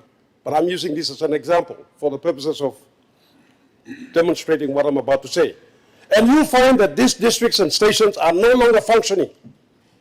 There are public servants there, but they're only receiving their salary and wages. They're not able to do anything with that. They're not receiving their functional grants. They're not receiving their station grants, their district grants that are for them to maintain these districts and stations. There's no law and order. Elephant grass is growing there. And people, those mini economies have dried up, leading to massive urban drift and explosion. People are now drifting away from the districts and stations and flocking into the town centers to look for better services, better lives. And we can't blame them. And these were brought about by the 95 reforms. A system that wasn't broken, but we fixed it. We fixed something that wasn't broken. Why? What brought these reforms about? And at that time, the premiers were in their provinces, and they were convinced. They were convinced by the lure of coming to Waigani, the possibility of an additional wage or salary for being a governor in the parliament. And they all agreed to this. They didn't read the fine print. The fine print basically said that with the pretext of decentralization, there would be actually greater centralization. And provinces which were moving towards greater autonomy became ever more dependent than now. Where we went wrong? What good came out of those reforms and what good didn't come out of those reforms and what destruction was committed? How do we fix this? So I would say, Minister, that these reforms are well overdue. We've all been saying this. I've heard this said by many governors, and even some open members have alluded to this. Let's do this. Let's review those reforms. As for the reporting and what's going on in the provinces, these are the responsibilities of national government agencies. Department of Personal Management, for instance, Department of Finance, Department of Provincial and Local Level Government. You should be checking on the public servants in the province. That should not be the responsibility of just the governor or the open member. That should be the responsibility of the public servants here at Waigani. If they don't receive a quarterly report, an officer should be keeping tabs on who is sending these reports. And when that report does not arrive at a certain date on a certain time of that date, that officer should be immediately contacting his provincial counterpart and saying, where is your report? You're overdue by a week. And warn them then and there, correct it then and there. And if funds have been sent to the province, to the districts, then you need to follow those funds and find out what has happened to those funds. That's not happening. And are those funds being remitted? We budget, let's say, for maybe 120 million a year. Does 120 million actually make it to our province? I can tell you it doesn't. We probably get about 40, 50%. So what happens to that other remaining 60, 50%? Where did it go? Those are questions that the public servants here should be asking. And they should be holding the provinces to account then and there, not waiting and then writing a report 2, 3, 4 years later. Then and there. And if the report's not coming in, find out why. Send audit teams. Send audit teams immediately. They turn up at the province. They call the responsible division in, sit them down, the administrator, the deputy administrator, the provincial finance manager, sit them down and say, right, we have problems here. 1, you have not submitted your report. Where is your report? 2, Did you receive all these monies? What did you receive? Oh, you received this much. What did you do with it? What have you done with it? And through this process, you help these provinces improve in the administration. That's what has to happen. That's not happening. Department of Personal Management, look at the provincial structures. Look at the positions that are supposed to be there. Do they have a principal legal officer? Do they have a legal affairs division? Do they have a HR division that's functioning? Who's holding the provincial administrator to account? Where are his KPIs? Who's measuring that? Who's bringing him in quarterly and sitting him down and saying, you're failing in this regards, you need work on that to function? They should be given their full funds. Give them their full funds. And then when they don't expend those funds accordingly, then you can hold them to account. What happens with many provinces is that they only get a portion of their funds, so they prioritize. They prioritize, and they prioritize in such a way that unfortunately some programs are left out. And if you go to the remote districts and stations, especially the most remotest parts of a province, that's where you'll see real grim situations because they're not getting the funds they need to function, to be active, be the thriving hubs that they're supposed to be, providing the goods and services to our people as expected. So, Minister, just my thoughts. I really think that we have to take a serious view towards conducting a thorough review of the 95 reforms and find out where we went wrong, what we can do to improve from there on. 2, the reporting mechanisms. These government agencies, your department, Department of Personal Management, Department of Finance, they're supposed to be out there monitoring and reviewing how provinces are performing with the administration and with their use of the funds that they have received. And I think that's the way we will be able to progress collectively as a nation. And I'm all for imposing penalties on provinces that are not performing. But in order to do that, let's get all the funds that are due to these provinces first. I hear questions that were asked by the ECB governor. He's absolutely correct. All provinces have not yet received their functional grants. This is very serious. Midway through the year, the purpose of functional grants is so that we can function. Without functional grants, very difficult to function. I hear the Treasurer state that, yes, there are funds in some provinces. Those funds have been tied to development projects.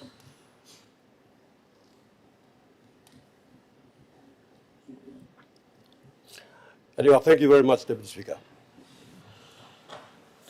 Minister for Public Service. Thank you, Deputy Speaker. I'd like to commend the Minister for bringing this report across to Parliament. And I think it's for us to look at where we are. And the Minister's report has actually provided us where the provincial governments are.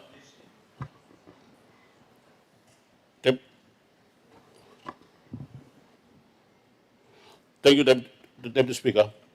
So basically what I'll probably discuss a bit about the reports, because I've been presenting the Section 109 reports for 9 years when I was the Provincial Administrator. And all of them I've submitted. You have the Section 109 report, which is about performance, not necessarily about money as well. The Section 114 is the one that provides the financial report. Section 119 is actually the performance report of the provinces.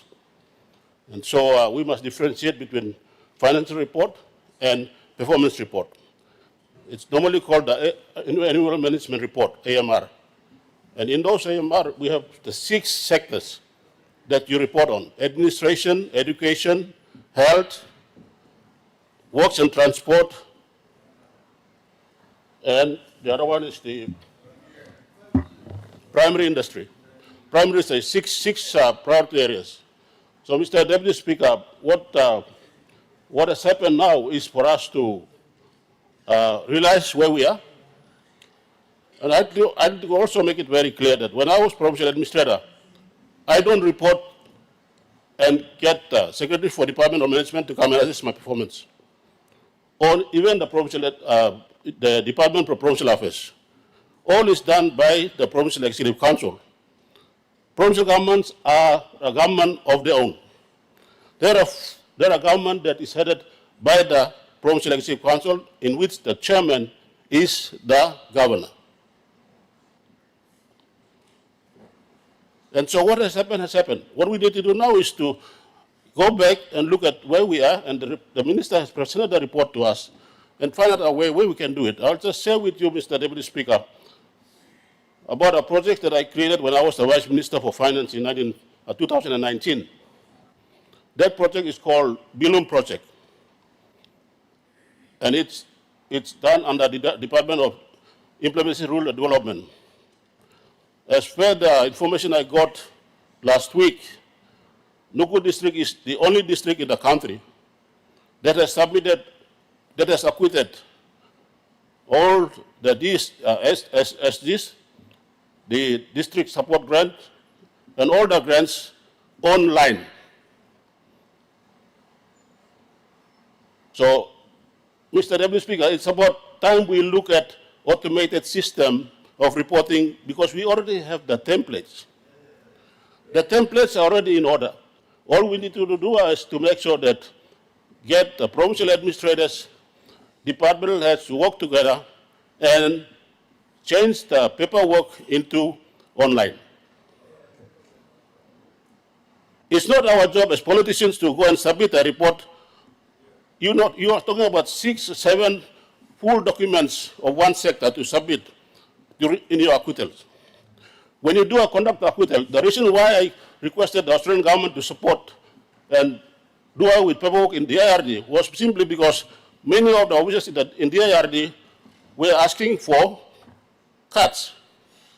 Basically, trying to make sure that if the Ombudsman Commission is aftering a leader, an officer in the IRD would say, don't worry about that, I will cover you up.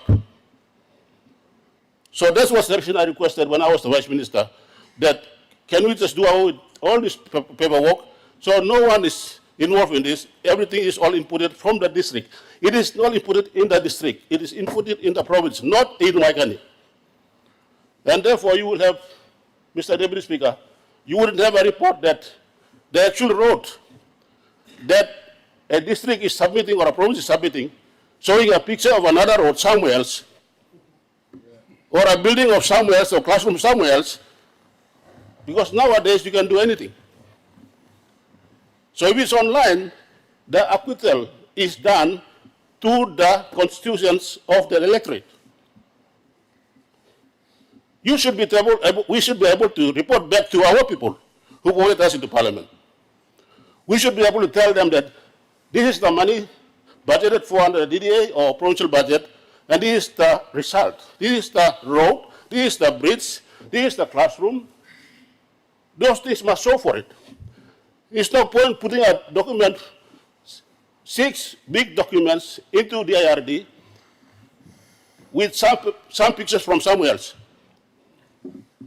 Starts to cover it up. So I would like to encourage Mr. Deputy Speaker that we have a program already in place in the IRD, and Minister responsible is already running with it.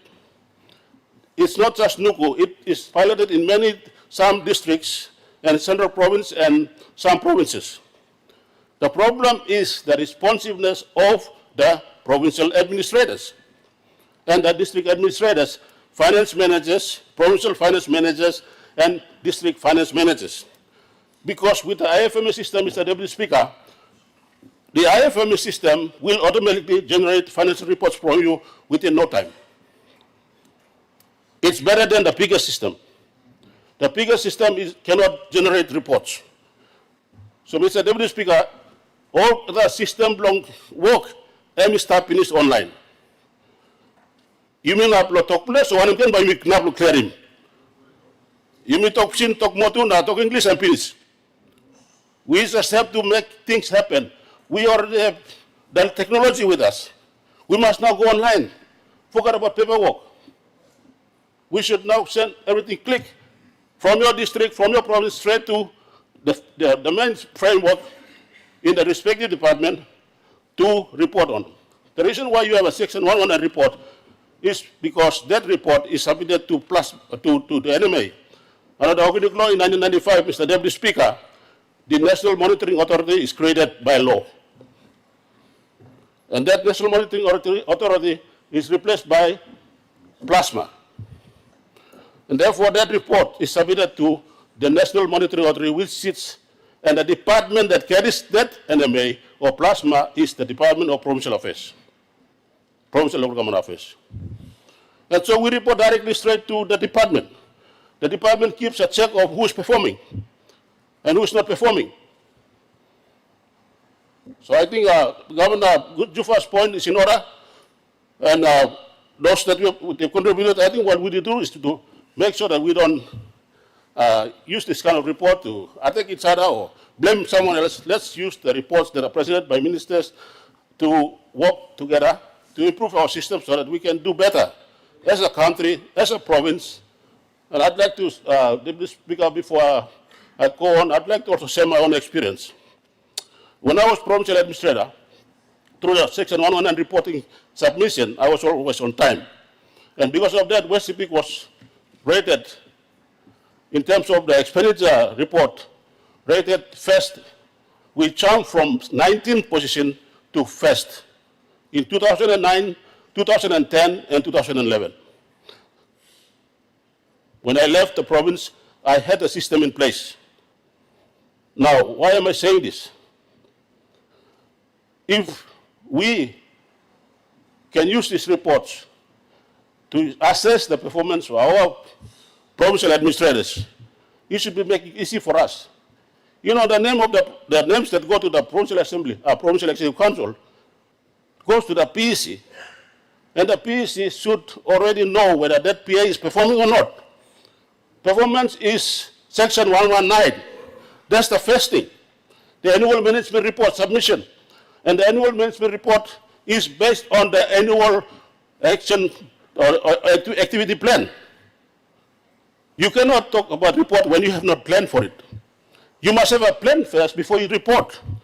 And so that the starting point is the annual plan, which comes out from the 5-year development plan. Then you have two reports, one on performance, which is Section 119, and the money report, which is Section 114. When the Section 114 report, in terms of finance report submitted, then the Auditor General's report comes in to collect all the Section 119 reports, 114 reports, and convert them into the audit report. So if the provincial finance managers and the provincial accounting officer, who is the provincial finance manager, and the accountable officer is the provincial administrator, there are two different things, accountability and accounting. The accountability aspect falls on the provincial administrator, who is required to submit the 119 report. And the accounting part the responsibility falls on the provincial finance manager. And the provincial finance manager is held accountable by the accounting process by managing the finance that is within the provincial accounts. So, Mr. Deputy Speaker, we have systems now. I think as a country going into 50 years now, we should now talk about automated systems. Forget about paperwork anymore.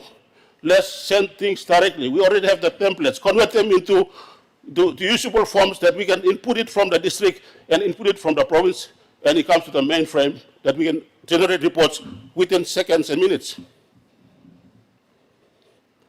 So the minister cannot wait for 5 years to come and give a report.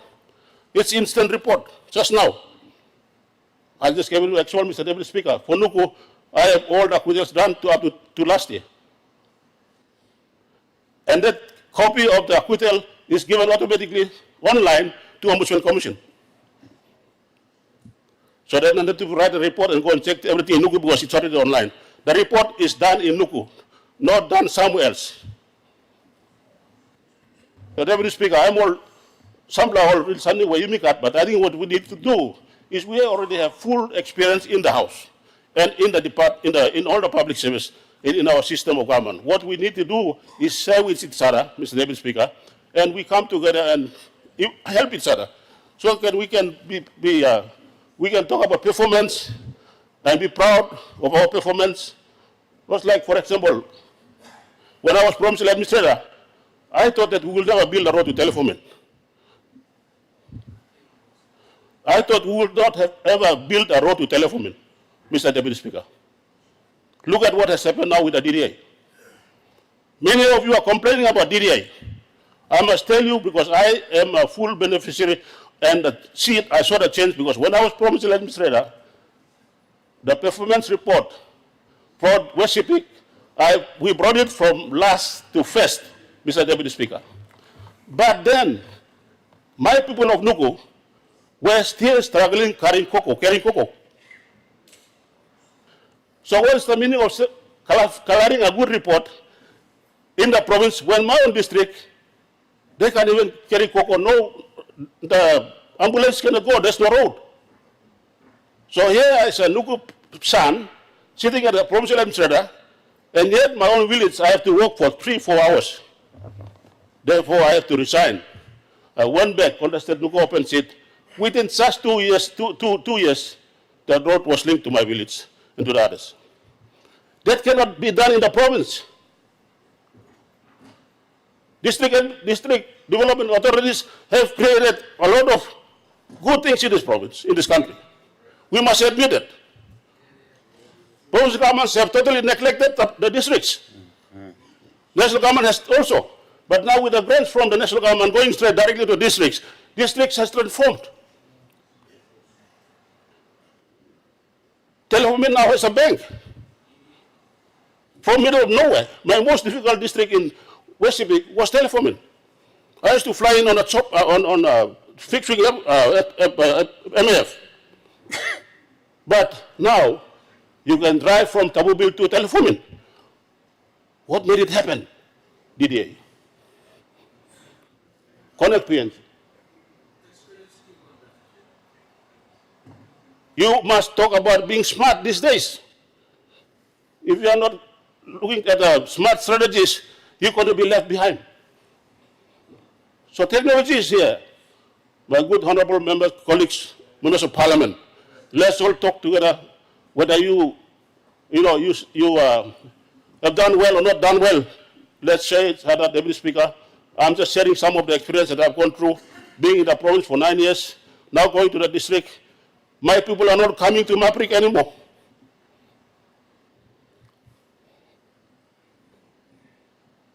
We have shops there in Nuku now, owned by locals themselves. They were nothing. They were called sorting mobs. What has done it? Because the STMM report, the Service Delivery Mechanism report that was brought in and headed by the Provincial Affairs Department, went to the remotest districts to find out what was the problem. Why the 1995 report was not implemented properly. Mr. Deputy Speaker, before I sit down, the reason why we came with a reform in 1995 was because the government was too far away from the people. And so all the hope and expectation was that if we had the head of the province to be in national parliament, that will have changed things around. But 1995 to 2000, if there was no DDA,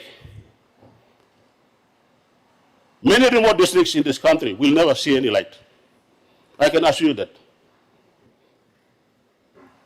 Because of the DSIP is clearly visible in all the remote districts in this country. Very, very clear, you can see it. But PSIP is not visible.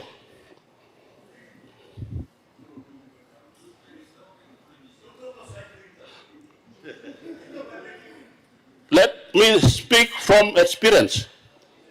You have not served in the remote parts of this Papua New Guinea, in this country.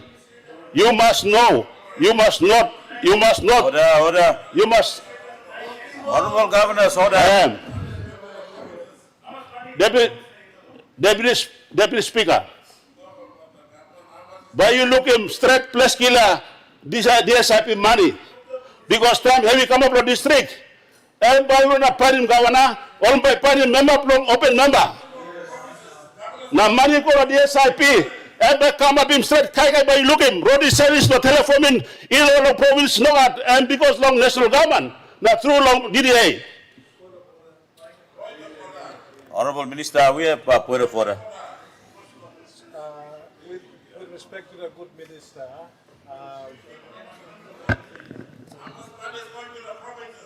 Order, we have a point of order here. thank you. With respect to the good minister, I was just thinking that in the future, Mr. Deputy Speaker, kind of debate there, Larry Mall, backbench, and the governor, we have a debate.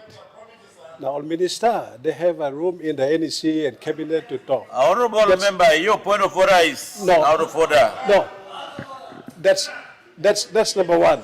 Another point I want to raise here, Mr. Deputy Speaker, is that the good minister continues to mention about Teleforming Road funding from DSIP, which is wrong.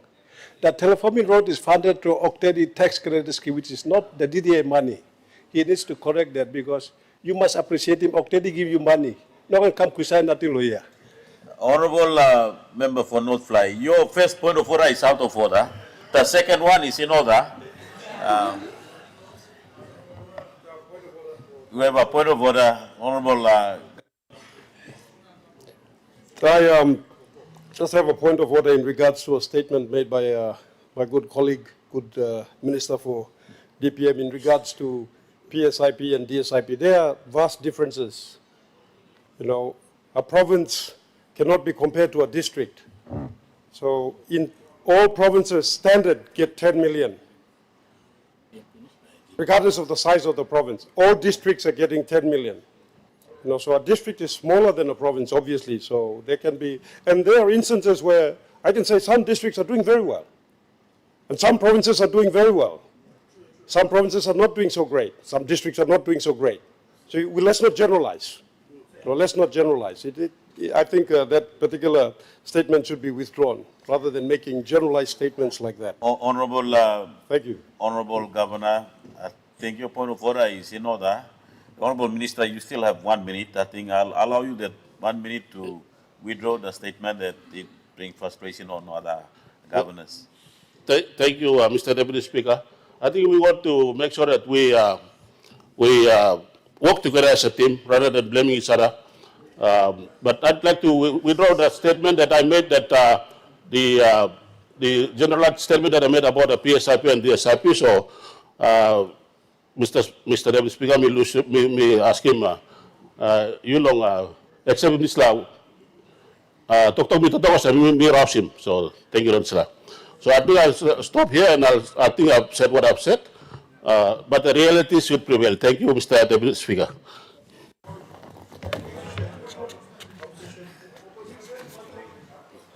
The Honorable Member for Abao.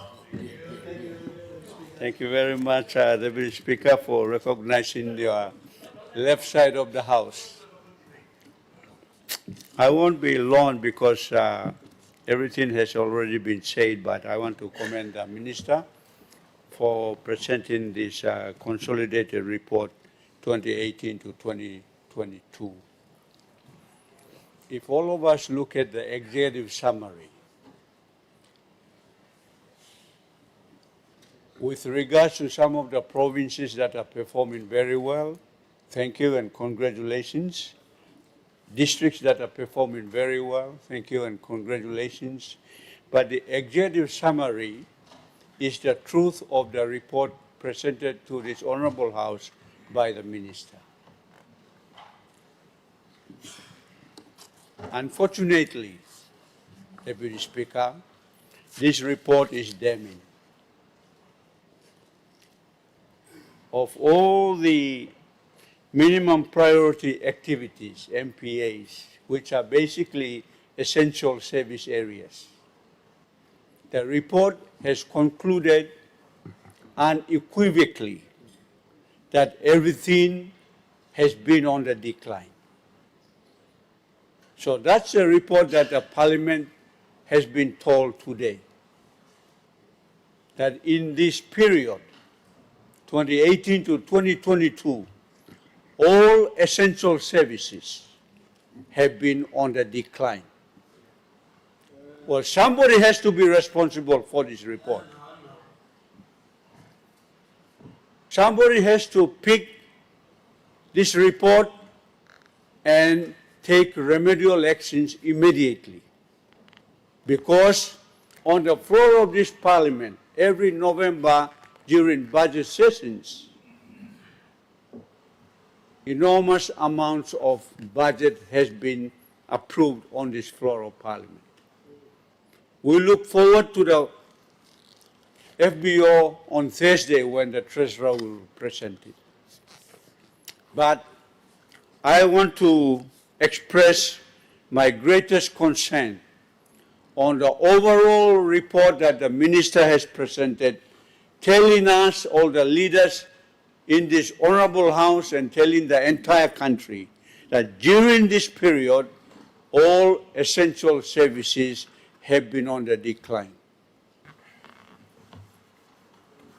That's very sad. I want to discuss some areas that we really need to seriously look at as a response to this report. Firstly, I think the Honorable Governor for Oro is absolutely right. Minister, through you, Deputy Speaker, you have to relook at the organic law of 1995. You must immediately bring the amendments to this honorable house during your tenureship, because what you have done is you have told, under your watch, you have told the country that the essential services are on the decline, depriving the millions of people around the country of health, education, safety, good governance, etc., etc. So, I plea to the Prime Minister through you, immediately work on the new organic law on provincial governments and local level governments. There is a draft already there. Don't look at another constitutional amendment. Bring this organic law. This is the organic law that is structured to bring this outcome. This organic law of 95, this is what you have presented. So we have a structural problem under the 1995 organic law. So we need an amendment. Plenty lessons, you debate all the time, yeah? We are a legislator, please, Minister, through you, Deputy. NEC, through the leadership of the Prime Minister, immediately, before the end of this year, bring this new amended organic law on provincial governments and local level governments, number one. Number two, I strongly recommend that the executive government relook at these two key implementing agencies, provincial affairs and local level government affairs, and rural implementation and monitoring. In this debate, you will see that we are debating about one topic under two different umbrellas. Minister for Public Service has just talked about the Bilum program, which the Minister for Rural Development is trying to work on it. And so I strongly suggest that we're creating too many agencies. These two agencies must merge. So there is better management and coordination of this important responsibility in this country, and that is the service of delivery of public goods and services in this country. This is the bottom line. Why we exist in this country as legislators and leaders, why we have structures, provincial, local level, departments, agencies, etc., is because we must deliver efficient and effective public goods and services. We have failed as far as this report is concerned. So I think these two agencies must merge immediately. They must merge under one ministry, one department, so that there is effective coordination of these important monitoring programs. Before NMA changed to plasma. NMA and the National Economic Fiscal Commission were working together for minimum standards of service delivery. No agency of state, in my view, up to now, has come forward with a minimum standards of service delivery on these minimum priority activities. That was a job of the National Economic Fiscal Commission. NMA existed under provincial, organic law and provincial affairs and local level governments. They never talk to each other. And so when the economy is down, what do governments do through the executive arm? They maintain minimum standards of service delivery. When there is a windfall, okay, you expand other things. You build new roads, you build new courthouses, you employ more doctors, nurses, teachers, etc. So there is a lack of minimum standards by every sector, the key sector. And so when you are going to allow an agency to monitor, what are you going to monitor against? So there is a immediate and urgent need for plasma and National Economic Fiscal Commission to get together and come forward with the minimum standards of service delivery so that we protect our people. And in my view, or the NEFC, in my view, I think the NEFC should be a separate constitutional body. It shouldn't report to the treasurer as it is now. It should report to the Parliamentary Committee on Budgets. So when the budget is not structured right, then NEFC blocks the budget before it comes to the floor of Parliament. It develops the capability to effectively monitor. There are two issues mentioned in the summary on page 8, on the last two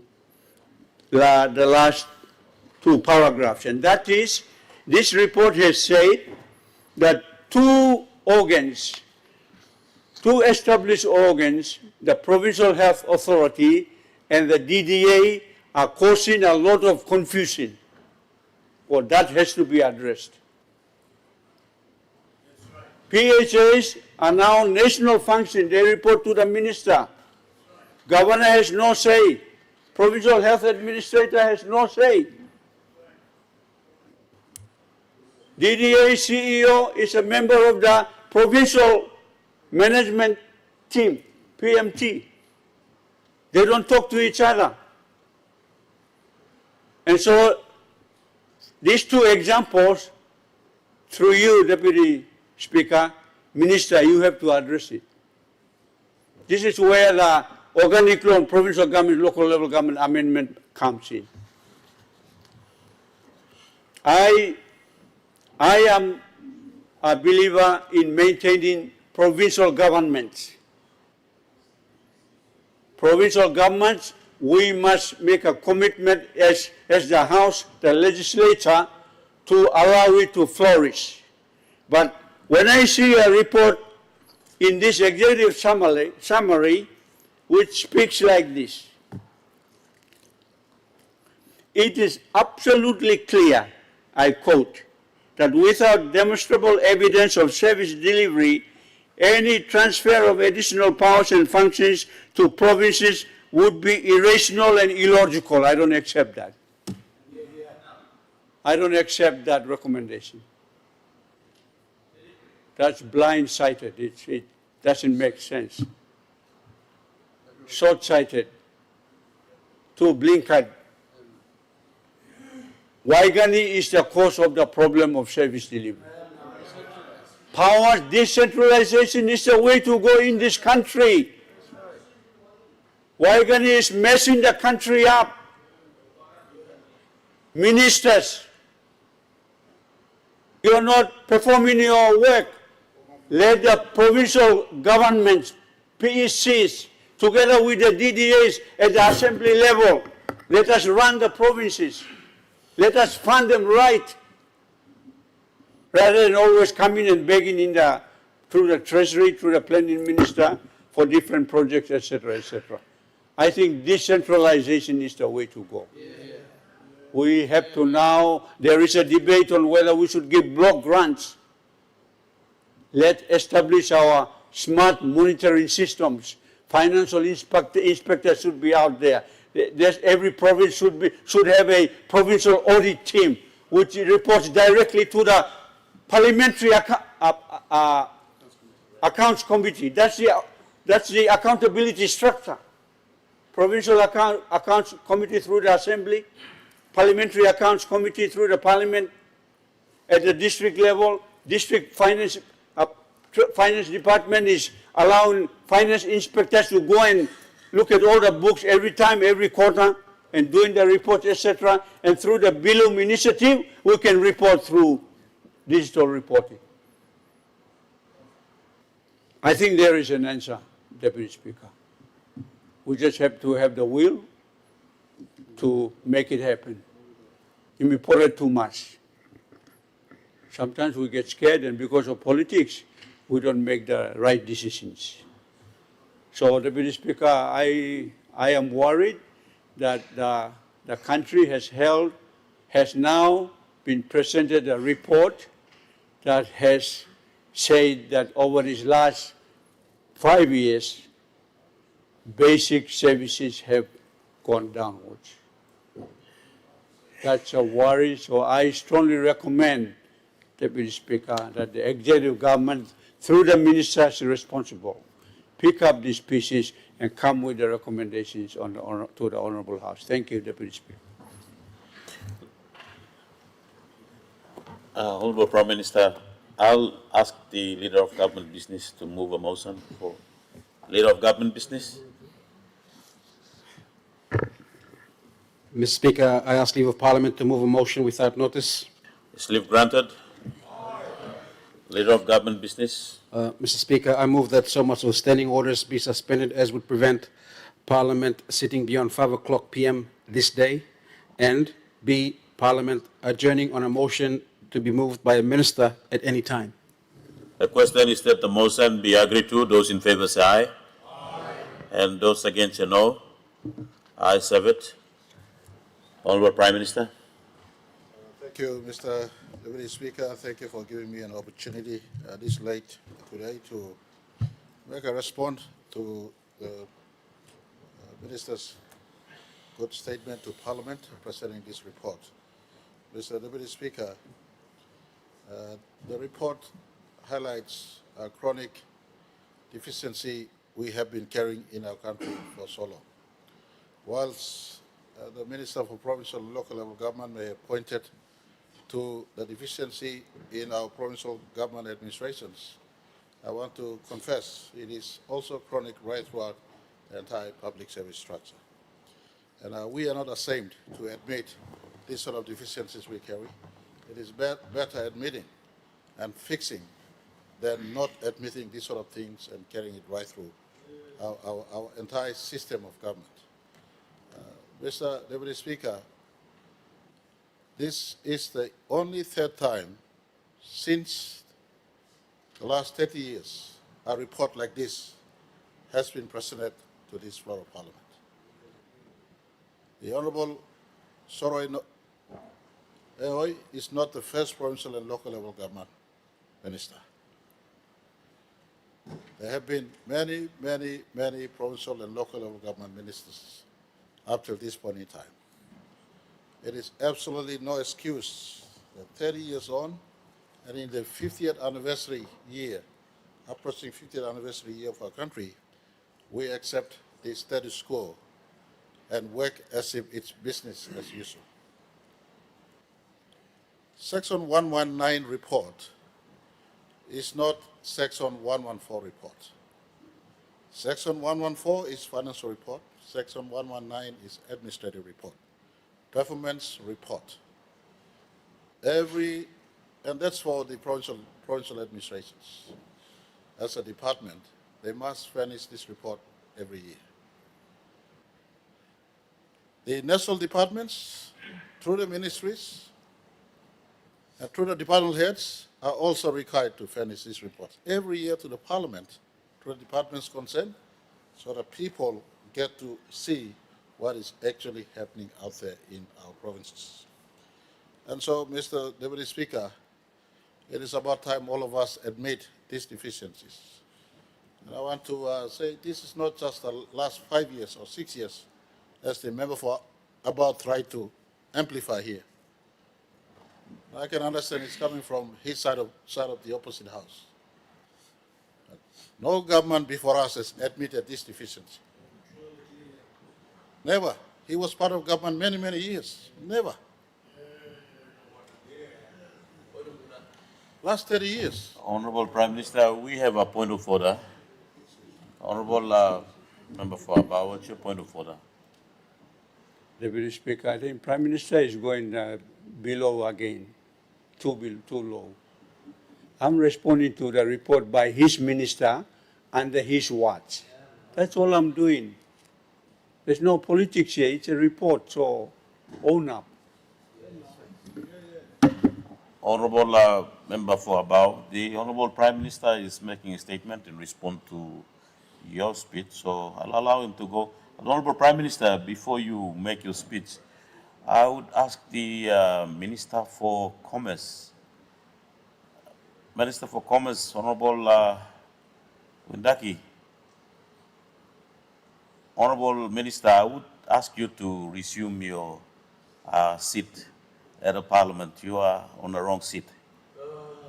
Please. Honorable Minister. Thank you. Honorable Prime Minister, go ahead. All right, thank you, Mr. Speaker, Mr. Deputy Speaker. So this is an indication to all of us in all structures of government, for whatever resource you receive, or for whatever task you have, there's a requirement of law for all of us to report back. Report back. Eventually, all this report will come back to this House. These are some of the restructuring and resetting our collective body of leaders must do for our country going forward. Section 119, the administrative performance report. Based on this performance report, we can reappoint this provincial administrator or refuse his reappointment. Part of the appointment process, the Provincial Executive Council has a recommendation on the administrator, the incumbent administrator. Those basic fundamental facts we must get to attend to. And I want to give assurance to all provincial governors here. We will ask all departments too, likewise, to make sure all departments are reporting. In department, provincial government, just like provincial governments must report to Section 119 as Section 114, report under the organic law on provincial local level government. All national departments should be reporting by 30th of June every year, in as far as performance report is concerned, and for financial report by 31st of March every year. This gives layup to the treasurer to combine all this, and for the treasurer to then work on the final budget outcome of the last operational year. Mr. Deputy Speaker, just to close, this was deliberately brought into Parliament, and I want to assure all members of Parliament, the Department of Personnel Management, through the Public Service Ministry, has been asked to furnish all national government departments who have reports outstanding. These important reports come to the House, and this House see its department's work and its province's work. Together doing this sort of reporting and annual systematic reporting, the opposition can hold the government to account, the government report to the country what is taking place right throughout the length and breadth of our country. And I want to stress here, provincial government system reform was a cut and paste reform done in 1995. I want to ask two sides of the House, part of our work in 2025 as we arrive at our 50th, and right through our 50th year, both sides, through a bipartisan, must work to make sure we place provincial government in its right place. And tomorrow I will give a full report. The earlier question asked on how much resource we've given to all provincial government, I want to say, whilst full may not have gone to all provinces last year, all departments, there have been some money that has been transferred last year. And so, even at the level of transfer, and tomorrow I will give the full transfer details to this House. It is unfair on a government who's working in tough times, raising money, and yet one statement slanders as if no fund has gone to provinces or districts. So tomorrow we will report on how many funds has left Waigani public accounts and transferred to its provinces, its districts, recurrent, especially recurrent, so we all get to understand exactly how much has gone. But as funds come, or as you ask for more greater power, the onus is on those who are receiving power to report back on activities that have been achieved under those powers. It is not good when under 40% have reported and more than 60% have not reported. Simple reporting. Just report on what you did last year. That's all it is. The key 6 core indicators on reporting that must be reported upon. I want to ask all of us, this is not to pinpoint anyone, but for all of us, for us as government, we admit that this is a weak spot we are carrying. And all of us in the strata of government going down to the LLGs and districts and provinces and departments, we all rise up. It is incumbent all of us report on performance on any year as we all await allocations and support for the new oncoming year. Thank you, Mr. Speaker, and I move that this debate be adjourned to another day. It is a very important debate. I know many want to speak, and I move that we adjourn this debate to a subsequent sitting. Thank you, Mr. Deputy Speaker. The question is that the motion be agreed to. Those in favor say aye. Aye. Those against say no. Ayes have it. Leader of Government Business. Mr. Deputy Speaker, I move that Parliament do now adjourn until tomorrow at 10 o'clock a.m. The question is that the motion be agreed to. Those in favor say aye. Aye. Those against say no. Ayes have it. Honourable members, I now adjourn Parliament to tomorrow 10 o'clock a.m.